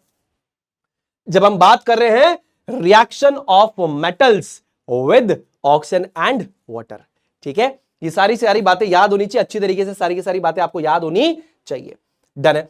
यहां पे क्या हाइड्रोजन गैस में आग लगेगी, 100% यहां पर भी हाइड्रोजन गैस में आग नहीं लगेगी। मेक श्योर करना यहां पर भी आग नहीं लगेगी। उसके बाद अगर हम reaction of metal with dilute acid कराते हैं तो हमको पता है metal plus dilute acid will give salt plus hydrogen gas. हमने सेकंड चैप्टर के अंदर एसिड बेसिस एंड सॉल्ट्स में वो चीज समझ ली थी। यहां पे कुछ एक्सेप्शन आते हैं, याद रखना। अगर हमारे पास डाइल्यूट नाइट्रिक एसिड वाला केस होगा तो सिर्फ 2 मेटल मैग्नीशियम और मैग्नीज। अगर हमारे पास dilute acid dilute nitric acid होगा तो सिर्फ 2 मेटल मैग्नीशियम और मैग्नीज अपने रिस्पेक्टिव सॉल्ट्स बनाएंगे और हाइड्रोजन गैस बनाएंगे। उसके अलावा बाकी कोई भी metal salt plus hydrogen gas नहीं बनाएगा। In case of nitric acid, only magnesium and manganese react with dilute nitric acid to form salt and hydrogen gas. Nitric acid के केस में एक्सट्रीमली डाइल्यूट नाइट्रिक एसिड की reaction अगर हमारे metal से होती है तो सॉल्ट और हाइड्रोजन गैस बनाने वाले सिर्फ 2 मेटल है, मैग्नीशियम और मैग्नीज। उसके अलावा मेरे दोस्तों इस बात को अच्छी तरीके से याद रखना कि किसी भी और मेटल का केस आप लेंगे तो हाइड्रोजन गैस हमारी ऑक्सीडाइज होकर H2 में कन्वर्ट हो जाएगी और HNO3 हमारा रिड्यूस हो जाएगा। किसी भी और मेटल का केस लो, मैग्नीशियम और मैग्नीज के अलावा, और वेरी डाइल्यूट नाइट्रिक एसिड आप लोगे, तो हमारे पास ये जो हाइड्रोजन गैस है ये ऑक्सीडाइज होकर H2O में कन्वर्ट हो जाएगी और नाइट्रिक एसिड खुद रिड्यूस हो जाएगा NO, NO2 या N2O के अंदर। क्या बात है। उसके बाद extraction of copper from copper glands. तो कॉपर ग्लैंड से कॉपर का एक्सट्रैक्शन कैसे होता है? कॉपर ग्लैंड से कॉपर का एक्सट्रैक्शन, यानी कि हमारे पास ये क्या है, ये हमारे पास क्या है, ये एक लो रिएक्टिविटी मेटल है। और लो रिएक्टिविटी मेटल के लिए क्या क्या स्टेप्स होते हैं, फटाफट से रिवाइज करते हैं। सबसे पहले crushing and grinding of ore. सबसे पहले जब हमने ओर निकाला, उसको क्रश करके ग्राइंड कर दिया, पाउडर्ड फॉर्मेट में हमारे पास ओर आ गया। उसके बाद करेंगे कंसंट्रेशन ऑफ ओर, यानी कि इससे हम गंदगी हटाएंगे, गैंग हटाएंगे। उसके बाद हम लोग क्या करते हैं, अगर हमारे पास मेटल का सल्फाइड है और मेटल के सल्फाइड से हमको मेटल को ऑब्टेन करना है, तो सबसे पहले मेटल के सल्फाइड को क्या करना पड़ेगा, मेटल ऑक्साइड में कन्वर्ट करना पड़ेगा, यानी रोस्टिंग का प्रोसेस का इस्तेमाल करना पड़ेगा। तो जैसे ही मेटल के सल्फाइड को एयर में प्रेजेंट ऑक्सीजन की प्रेजेंस में, यानी कि गुड अमाउंट ऑफ एयर के अंदर हम लोग हीट करेंगे, तो ये मेटल ऑक्साइड और सल्फर डाइऑक्साइड में कन्वर्ट हो जाएगा। इस प्रोसेस को कहते हैं रोस्टिंग, कि मेटल के सल्फाइड को गुड अमाउंट ऑफ एयर यानी ऑक्सीजन की प्रेजेंस में हीट करेंगे तो मेटल ऑक्साइड और साथ में बनेगी SO2 गैस। अब यहां पर होता क्या है कि जब हमको मेटल ऑक्साइड मिल जाएगा तो हमारा काम क्या है कि उससे ऑक्सीजन को हम हटाएं। इसके लिए हमें एक रिड्यूसिंग एजेंट की जरूरत पड़ेगी, लेकिन लो रिएक्टिविटी मेटल के केस में क्या होता है, खुद से बोलते हैं कि भैया चले जाओ, कोई दिक्कत नहीं है। तो यहां पे हमारे पास हो जाता है ऑटो रिडक्शन, यानी कि यहां पे हमें किसी भी रिड्यूसिंग एजेंट को यूज करने की जरूरत नहीं है। जैसी रिएक्शन स्टार्ट होगी तो कॉपर ऑक्साइड क्या करेगा, हमारे पास इस Cu2S से इंटरैक्ट करके सीधा कॉपर और SO2 में कन्वर्ट हो जाएगा और यहां पे डायरेक्टली हमको मेटल मिल जाएगा। अब यहां पे अगर मैं आपसे पूछूं कि इसका आयुपैक नेम क्या हो जाएगा, तो क्या आप बता पाओगे इसका आयुपैक नेम हमारे पास क्या हो जाएगा? ट्राई करोगे, एक बार ट्राई करो। यहां पे कॉपर की जो वैलेंसी है वो 1 है, तो ये हो जाएगा कॉपर 1 ऑक्साइड, और लोअर वैलेंसी के लिए अस, हायर वैलेंसी के लिए 1, तो ये हो जाएगा क्यूप्रस ऑक्साइड। क्या हो जाएगा? Cuprous oxide. तो छोटी छोटी बातें आपको आनी चाहिए। क्लियर है बात? जी सुनील भी अच्छे से क्लियर है। अच्छा, यही अगर हम लोग क्या करें, एक्सट्रैक्शन ऑफ मरकरी करते हैं फ्रॉम HGS यानी कि सिन्नाबार। मरकरी के ओर का नाम हमारे पास होता है सिन्नाबार, फॉर्मूला हमारे पास होता है HGS। तो अगर हम ये करें तो अगेन सबसे पहला स्टेप हमारे पास क्या हो जाएगा, ये हमारे पास लो रिएक्टिविटी मेटल है। लो रिएक्टिविटी मेटल हो, मीडियम हो, हाई हो, कोई भी हो, सबसे पहला step crushing and grinding of ore, दूसरा कंसंट्रेशन ऑफ ओर। तो सबसे पहले क्रश एंड ग्राइंड कर दिया और पाउडर फॉर्मेट में आ गया, उसके बाद इसकी साफ सफाई करी, तीसरा स्टेप। अब हमारे पास मेटल का सल्फाइड है, तो पहला काम क्या है, मेटल ऑक्साइड बनाने के लिए। तो इस मेटल के सल्फाइड को गुड अमाउंट ऑफ एयर में हम लोग हीट करेंगे तो हमको मिलेगा मेटल ऑक्साइड, साथ में मिलेगा सल्फर डाइऑक्साइड। अब इसी स्टेप के साथ ही में क्या होने लग जाता है, ऑटो रिडक्शन का स्टेप अपने आप इसी के साथ होने लग जाता है। जैसे ही HGO यहां पर बना है ना, HGO यहां पे जैसे ही बनना स्टार्ट करेगा वो फर्दर HGS के साथ इंटरेक्ट कर लेगा और यहां पे बन जाएगा मरकरी और SO2 में कन्वर्ट हो जाएगा। और ये मरकरी का ऑक्साइड थर्मल डिकम्पोजिशन भी शो करता है और मरकरी और ऑक्सीजन गैस में टूट जाता है। तो सीधी सीधी सी बात यहां पर हमारे पास ये है मेरे दोस्तों कि ये लो रिएक्टिविटी मेटल्स हैं और लो रिएक्टिविटी मेटल्स कह रहे हैं भैया ऑक्सीजन ले जाओ, हम तो देने के लिए तैयार बैठे हैं। ठीक है, क्लियर हो गई ये बात? ये रोस्टिंग प्रोसेस है। रोस्टिंग में क्या करते हैं, मेटल सल्फाइड को गुड अमाउंट ऑफ एयर जिसके अंदर ऑक्सीजन है उसमें हीट करते हैं तो मेटल का ऑक्साइड साथ में SO2 मिलता है। इस मेटल के ऑक्साइड में जैसे ही बनना स्टार्ट करेगा, फर्दर क्या करेगा, इस आपका जो ओर है उसके साथ इंटरेक्ट करके मरकरी और SO2 में कन्वर्ट हो जाएगा। इनफैक्ट ये खुद से थर्मल डिकम्पोजिशन भी शो करेगा, बोलेगा भैया मैं तो देना चाहता हूं, ले जाओ ऑक्सीजन। ठीक है, तो ये थर्मल डिकम्पोजिशन भी शो करेगा और इससे आपको क्या मिल जाएगा, बेसिकली मरकरी मिल जाएगा। तो ये आपको समझना चाहिए। उसके बाद अगर हम जिंक के एक्सट्रैक्शन की बात करते हैं from zinc blende that is ZnS and calamine that is ZnCO3, तो यहां पर क्या होगा, पहला step crushing and grinding of ore, दूसरा स्टेप कंसंट्रेशन ऑफ ओर, तीसरा स्टेप। अब अगर मेटल का सल्फाइड है तो हमको करना पड़ेगा रोस्टिंग, अगर मेटल कार्बोनेट है तो हमें करना पड़ेगा कैल्सिनेशन। मेटल सल्फाइड के लिए रोस्टिंग, मेटल कार्बोनेट के लिए हमें करना पड़ेगा क्या, कैल्सिनेशन करना पड़ेगा। अब जैसे हमारे पास मेटल सल्फाइड होता है तो हम इसको good amount of air, metal sulphide को गुड अमाउंट ऑफ एयर यानी जिसके अंदर गुड अमाउंट ऑफ ऑक्सीजन है उसके प्रेजेंस पे जैसे हम लोग गर्म करेंगे तो हमको मिल जाएगा यहां पे मेटल ऑक्साइड, साथ में सल्फर डाइऑक्साइड मिल जाएगा। और कैल्सिनेशन में क्या होता है, मेटल कार्बोनेट यानी कि ZnCO3 को लैक ऑफ एयर यानी कि कम मात्रा में ऑक्सीजन होनी चाहिए, कम मात्रा में हवा होनी चाहिए, उसके प्रेजेंस में हीट करेंगे तो मेटल ऑक्साइड और CO2 में कन्वर्ट हो जाएगा हमारे पास। अब सुनील भैया यहां पे ऑटो रिडक्शन हो सकता है, नहीं हो सकता, क्योंकि मीडियम रिएक्टिविटी मेटल क्या बोलेगा, ऑक्सीजन को नहीं छोड़ूंगा। तो यहां पे हमें क्या करना पड़ेगा, रिड्यूसिंग एजेंट का इस्तेमाल करना पड़ेगा। जैसे यहां पे हम रिड्यूसिंग एजेंट का इस्तेमाल करते हैं कार्बन का, carbon in the form of Coke is used. और ये रिएक्शन आपको याद होगी, फर्स्ट चैप्टर में देखी थी हमने, ZnO plus carbon gives Zn plus CO। इस रिएक्शन के बारे में हम फर्स्ट चैप्टर में चर्चा कर चुके हैं, रिडॉक्स रिएक्शन के अंदर जाकर देखना। ठीक है जी सुनील भैया। तो इस तरीके से हमें यहां पे क्या मिल जाएगा, इससे हमें यहां पे जिंक मिल जाएगा। क्लियर है बात जी, क्लियर है, डन है। अब देखिए सोडियम का एक्सट्रैक्शन अगर हम लोग करते हैं, एकदम हाई रिएक्टिविटी मेटल है, इसका एक्सट्रैक्शन हम लोग कर रहे हैं NaCl यानी कि रॉक सॉल्ट से। पहला स्टेप क्या हो जाएगा, crushing and grinding of ore, दूसरा कंसंट्रेशन ऑफ ओर, तीसरा, अब मेरे दोस्तों ये NaCl यानी कि मेटल क्लोराइड है, तो ना तो रोस्टिंग होगी ना तो कैल्सिनेशन होगा। रोस्टिंग का मतलब होता है कि मेटल सल्फाइड को गुड अमाउंट ऑफ ऑक्सीजन में हीट करके मेटल ऑक्साइड बनाना। कैल्सिनेशन यानी कि मेटल कार्बोनेट को lack of air, lack of oxygen में हीट करके मेटल ऑक्साइड में कन्वर्ट करना। ये क्या हमारे पास है, मेटल का क्लोराइड है, तो ना तो रोस्टिंग होगा ना तो कैल्सिनेशन होगा। ठीक है, ना तो रोस्टिंग ना तो कैल्सिनेशन। तो सुनील भैया हमको क्या करना पड़ेगा, NaCl में से Cl को हटाना, यानी कि रिडक्शन तो करना पड़ेगा। हाँ, तो बेसिकली यहां पर रिडक्शन करने के लिए किसी भी रिड्यूसिंग एजेंट का इस्तेमाल आप नहीं कर सकते, जस्ट बिकॉज ये काफी ज्यादा हाईली रिएक्टिव मेटल्स हैं। इनसे अगर आपको क्लोरीन को या ऑक्सीजन को हटाना है तो आपको इनके लिए इलेक्ट्रोलाइटिक रिडक्शन का इस्तेमाल करना पड़ेगा। ये हमने कौन सा प्रोसेस यहां पे यूज किया हुआ है, ये जो प्रोसेस हम यहां पे यूज कर रहे हैं ये हमारे पास है इलेक्ट्रोलाइटिक रिडक्शन। कौन सा है, नाम याद रखेंगे, इलेक्ट्रोलाइटिक रिडक्शन प्रोसेस का इस्तेमाल हम लोग यहां पर कर रहे हैं। पहला step crushing and grinding of ore, दूसरा स्टेप कंसंट्रेशन ऑफ ओर, तीसरा स्टेप इलेक्ट्रोलाइटिक रिडक्शन। तो हम लोग बेसिकली क्या करेंगे, पिघले हुए NaCl का इलेक्ट्रोलिसिस करेंगे, मोल्टन NaCl का इलेक्ट्रोलिसिस करेंगे, और मोल्टन NaCl का इलेक्ट्रोलिसिस करते दौरान एनोड पे होता है ऑक्सीडेशन यानी कि लॉस ऑफ इलेक्ट्रॉन।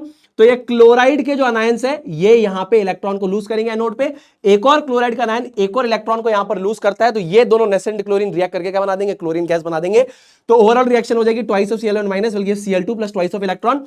अब ये इलेक्ट्रॉन्स ट्रेवल करके कैथोड की तरफ आ जाएंगे, और कैथोड यानी कि जहां पर हमारे पास होता है रिडक्शन यानी कि हमारे पास होता है गेन ऑफ इलेक्ट्रॉन्स, तो वहां पे Na1 प्लस क्या करेगा, एक इलेक्ट्रॉन गेन करके सोडियम में कन्वर्ट हो जाएगा। लेकिन यहां पे दो इलेक्ट्रॉन लूज हुए हैं तो यहां पे दो गेन होने चाहिए, तो ये एक और Na1 प्लस एक और इलेक्ट्रॉन गेन करके बनाएगा सोडियम। ओवरऑल रिएक्शन क्या हो जाएगी, twice of Na1 plus plus twice of electron will give twice of Na।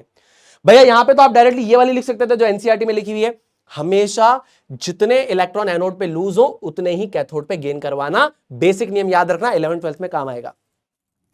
तो अगर ये Na1 प्लस यहां गया, एक इलेक्ट्रॉन इसने गेन करा तो Na बना, एक और Na1 प्लस गया, एक इलेक्ट्रॉन गेन किया, Na बन गया। ओवरऑल रिएक्शन में यहां पे 2Na आ जाएगा। तो सोडियम हमको मिलता है कैथोड पे और क्लोरीन गैस हमको मिलती है एनोड के ऊपर। सही है, याद आ रही है सारी की सारी बातें। ये मैंने बहुत बेहतरीन तरीके से ज्ञान शॉर्ट के अंदर समझाया भी है, लेकिन यहां पर भी रिवीजन करवा दे रहा हूं, याद रखना। क्लियर हो गई बात जी, क्लियर हो गई।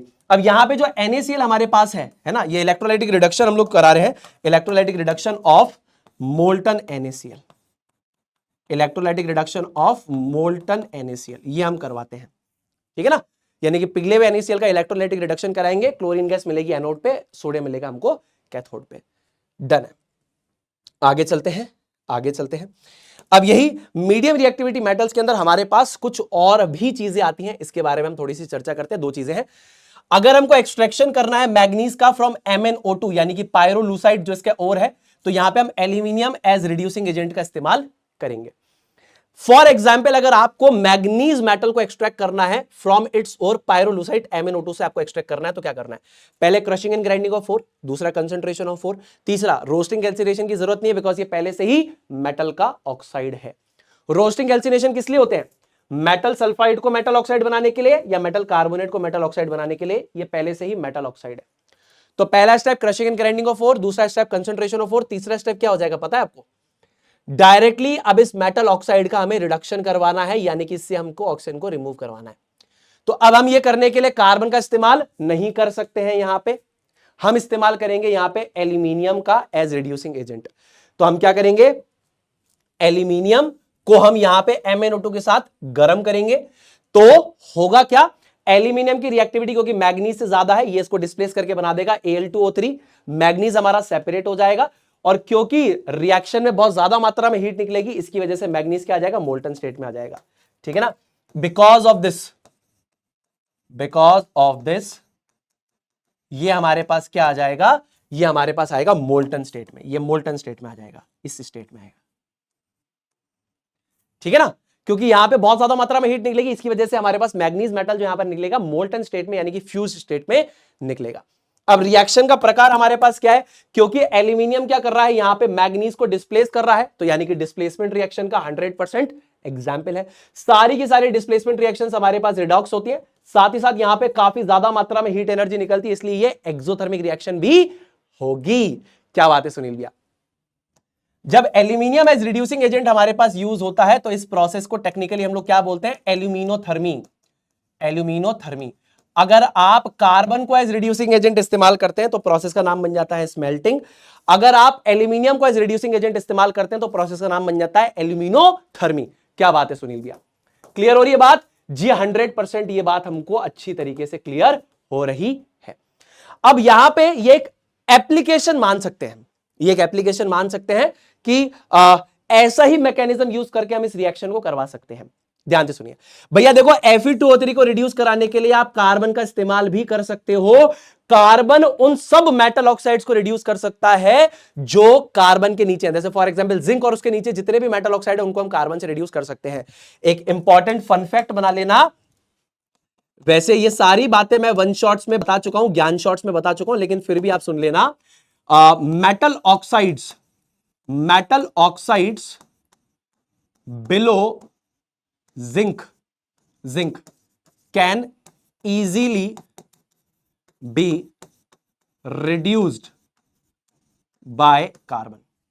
जितने भी मेटल के ऑक्साइड्स जिंक है ना, मेटल ऑक्साइड्स बिलो जिंक है ना, metal oxides of zinc and below it can easily be reduced by carbon.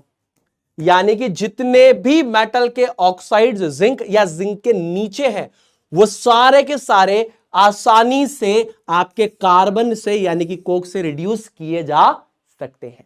ठीक है, तो ये आपके दिमाग में डाउट रहेगा कि भैया Fe2O3 को रिड्यूस करने के लिए क्या हम कार्बन का इस्तेमाल कर सकते हैं? 100% आप कर सकते हो, कोई दिक्कत नहीं है। पर अब इस रिएक्शन को समझो, अगर आपके पास यहां पर मेटल ऑक्साइड का पाउडर हो, ये क्या हो, मेटल ऑक्साइड का पाउडर हो, यानी कि हमारे पास Fe2O3 का पाउडर है। कौन से कलर का होता है ये हमारे पास होता है रेडिश ब्राउन कलर का पाउडर हो। साथ ही साथ हमारे पास मेटल का पाउडर हो, तो जब भी हमारे पास मेटल ऑक्साइड और मेटल दोनों का पाउडर हो, मेटल यहां पे एल्यूमिनियम है और यहां पे मेटल ऑक्साइड Fe2O3 है, यानी कि iron 3 oxide, ferric oxide and aluminium का पाउडर हमारे पास यहां पर हो, ये कौन से कलर का हमारे पास होगा? ये हमारे पास होगा सिल्वरी ग्रे कलर का।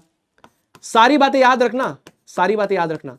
तो ये सिल्वरी ग्रे कलर का हमारे पास, मान लीजिए फॉर एग्जांपल एल्यूमिनियम का हमारे पास पाउडर है और Fe2O3 यानी कि हमारे पास आयरन 3 ऑक्साइड का, मेटल ऑक्साइड का पाउडर है रेडिश ब्राउन कलर का। इनको हम इग्नाइट करते हैं बाय द मैग्नीशियम रिबन, तो क्या होता है, ये एल्यूमिनियम की रिएक्टिविटी यहां पर प्रेजेंट आयरन से ज्यादा है, ये बना देगा एल्यूमिनियम ऑक्साइड। इस रिएक्शन में इतनी ज्यादा मात्रा में हीट एनर्जी निकलती है कि ये मोल्टन स्टेट में आता है बिकॉज ऑफ दिस। सीधी सी बात है, इतनी ज्यादा हीट एनर्जी निकलती है कि हमारा जो लोहा है वो पिघली हुई स्टेट में यहां पर निकलता है। ठीक है, अब याद रखना, क्योंकि यहां पे लोहा हमारे पास मोल्टन स्टेट में निकलता है और थोड़ी देर के बाद वो सॉलिडिफाई हो जाएगा, तो ये एक्चुअल में रेलवे के ट्रैक्स को जोड़ने के लिए इस्तेमाल किया जाता है। This reaction is used for welding the broken parts of iron machinery and railway tracks, यानी कि आयरन मशीनरी के ब्रोकन पार्ट्स को जोड़ने के लिए या फिर रेलवे ट्रैक्स को जोड़ने के लिए इस रिएक्शन का इस्तेमाल हम लोग करते हैं। अब याद रखिएगा, क्योंकि यहां पर भी हमारे पास डिस्प्लेसमेंट हुआ है, aluminium being more reactive metal, उसने लेस रिएक्टिव मेटल आयरन को डिस्प्लेस किया है, तो डिस्प्लेसमेंट रिएक्शन का एग्जांपल है। सारी डिस्प्लेसमेंट रिएक्शन रिडॉक्स होती है, साथ ही साथ generally most of them are exothermic, ये तो 100% एक्सोथर्मिक है ही है। आप बोलोगे भैया हमने तो मैग्नीशियम रिबन को जला के इस प्रोसेस को स्टार्ट करा। अरे भाई, जितनी हीट तुमने दी है उससे कई गुना ज्यादा मात्रा में हीट यहां पे रिलीज होती है, याद रखना। इसलिए एक्सोथर्मिक है, रिडॉक्स है, डिस्प्लेसमेंट है, और इस रिएक्शन का एक और नाम है थर्माइट रिएक्शन। थर्माइट रिएक्शन का ये एक प्रकार है। थर्माइट में क्या होता है, मेटल ऑक्साइड पाउडर और मेटल के पाउडर के बीच में रिएक्शन होती है, तो ये थर्माइट रिएक्शन का एक प्रकार है। क्या है? थर्माइट रिएक्शन का एक टाइप है, एक प्रकार है। डन है। चलिए, यहां पे हमारा खत्म होता है metals and non metals, and last chapter start करते हैं कार्बन एंड इट्स कंपाउंड्स। अब कार्बन एंड इट्स कंपाउंड्स की सबसे पहली रिएक्शन हमारे पास कौन सी आती है? बड़ी सरल सी रिएक्शन है, that is called as the addition reaction. This is nothing but the combination reaction of the organic compounds. अब इसमें जैसे फॉर एग्जांपल एक छोटा सा एग्जांपल हमारे पास है, जैसे फॉर एग्जांपल वेजिटेबल ऑयल हमारे पास है, जिसमें अनसैचुरेशन हमें यहां पे देखने के लिए मिल रहा है, यानी कि डबल बॉन्ड हो, ट्रिपल बॉन्ड हो। तो हम क्या करते हैं, इसकी रिएक्शन हम लोग कराते हैं हाइड्रोजन के साथ। किसके साथ करवाते हैं? फॉर एग्जाम्पल हाइड्रोजन के साथ, फॉर एग्जाम्पल ब्रोमीन के साथ, है ना। तो कोई भी अनसैचुरेटेड हाइड्रोकार्बन यहां पर हमारे पास हो, इसकी रिएक्शन हाइड्रोजन और ब्रोमीन के साथ हो, in the presence of nickel, palladium, platinum catalyst at 200 degree Celsius अगर रिएक्शन हो, ये कंबाइन कर जाते हैं। यानी एक्चुअल में होगा क्या, जैसे मान लीजिए फॉर एग्जाम्पल ये डबल बॉन्ड यहां से, जैसे डबल बॉन्ड है ना, ये बॉन्ड टूट गया, तो कार्बन का एक इलेक्ट्रॉन और एक इलेक्ट्रॉन खाली खाली हो गया ना भाई साहब। अगर मैं ये एक बॉन्ड तोड़ दूं तो ये इलेक्ट्रॉन खाली खाली हो गया, तो यहां पे एक हाइड्रोजन अटैच हो गया, यहां पे एक हाइड्रोजन अटैच हो गया, यानी कि एक तरीके से अनसैचुरेटेड से सैचुरेटेड हाइड्रोकार्बन बन जाएगा। कहने का तात्पर्य ये है। तो ये देखिए, ये जो दो हाइड्रोजन थे वो बेसिकली क्या हो गए, यहां पे अटैच हो गए। मान लीजिए मैंने ये वाला बॉन्ड तोड़ दिया ऊपर वाला, तो ये वाला इलेक्ट्रॉन कार्बन का ये रहा, और इस कार्बन का एक और इलेक्ट्रॉन ये रहा, तो एक हाइड्रोजन इधर, एक हाइड्रोजन इधर। अरे भाई, इसका एक इलेक्ट्रॉन इधर आ जाएगा, इसका एक इलेक्ट्रॉन इधर आ जाएगा।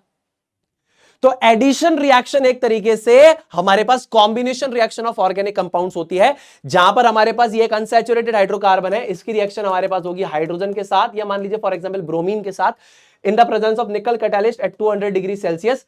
तो ये क्या कर रहा है, यहां का डबल बॉन्ड तोड़ दिया, यहां पे एक हाइड्रोजन आ गया और यहां पे हमारे पास एक हाइड्रोजन आ गया, ये रहा। तो ये हमारे पास क्या आ गया, सैचुरेटेड हाइड्रोकार्बन आ गया।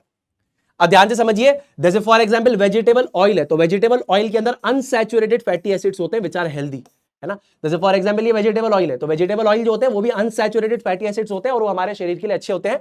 और ये जो हो जाएगा फॉर एग्जांपल वेजिटेबल घी को डिनोट करता है, तो vegetable ghee contains saturated fatty acids which are unhealthy, है ना। कोरोनरी हार्ट डिजीज वो आपको कर सकते हैं, याद रखना। तो वेजिटेबल ऑयल के अंदर अनसैचुरेटेड फैटी एसिड्स होते हैं और वेजिटेबल घी में हमारे पास सैचुरेटेड फैटी एसिड्स होते हैं। This is not healthy, this is basically healthy. Clear है जी? क्लियर है।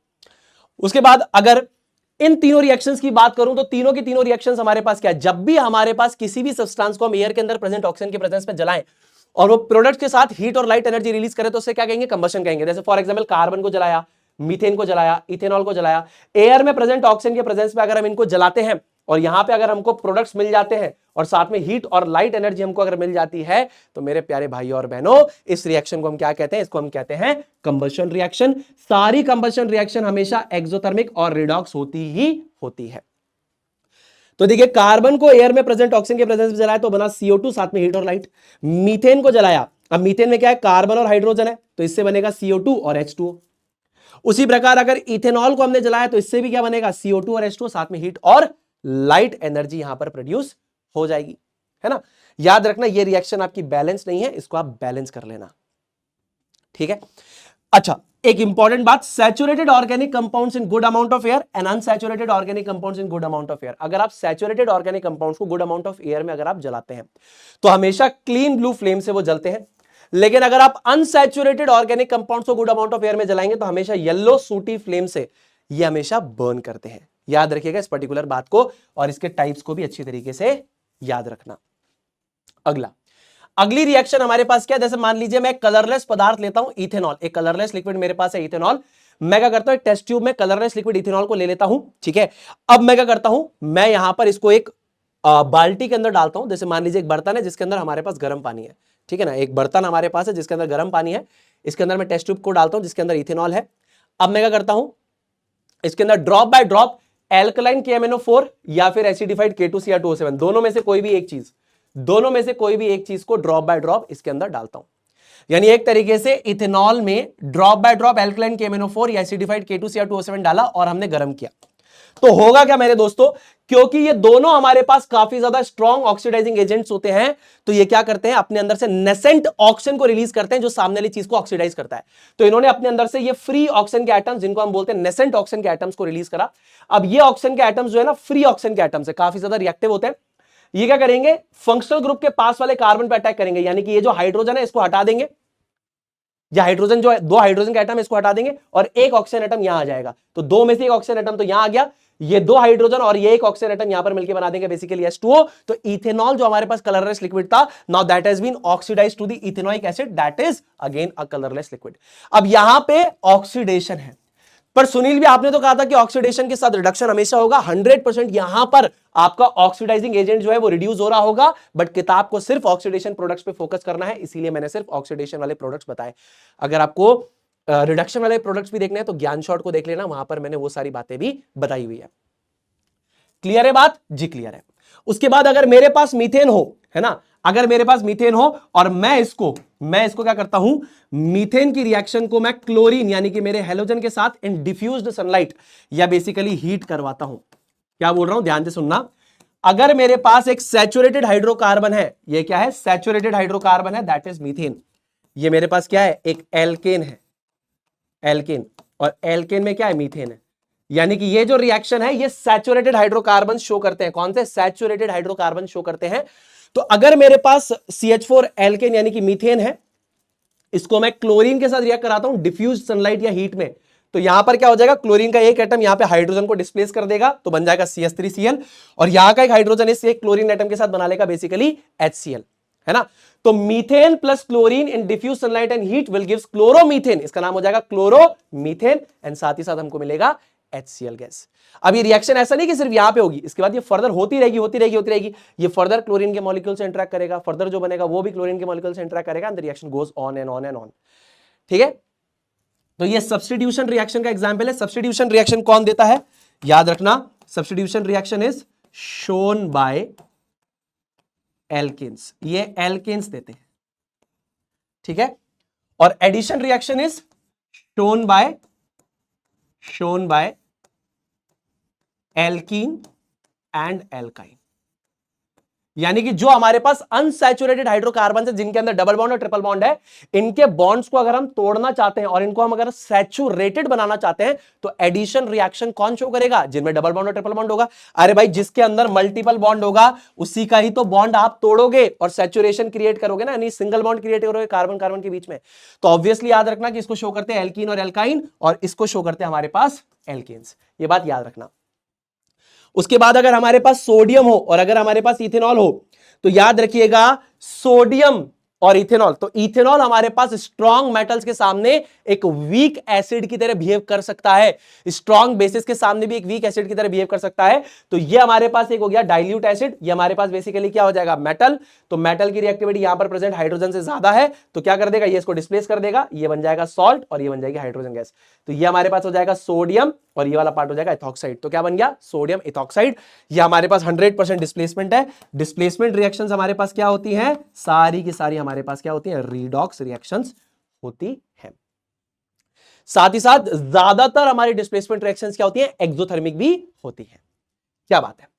उसके बाद अगर हमारे पास यहां पर मेरे दोस्तों, यहां पर अगर मेरे पास इथेनॉल हो और इथेनॉल के अंदर मैं क्या कर देता हूं, एक्सिस में कॉन्सेंट्रेटेड सल्फ्यूरिक एसिड डालता हूं। जैसे फॉर एग्जांपल ये 100 मिलीलीटर लिया तो ये 200 मिलीलीटर लेना है, 1:2 के वॉल्यूम में लेना होता है।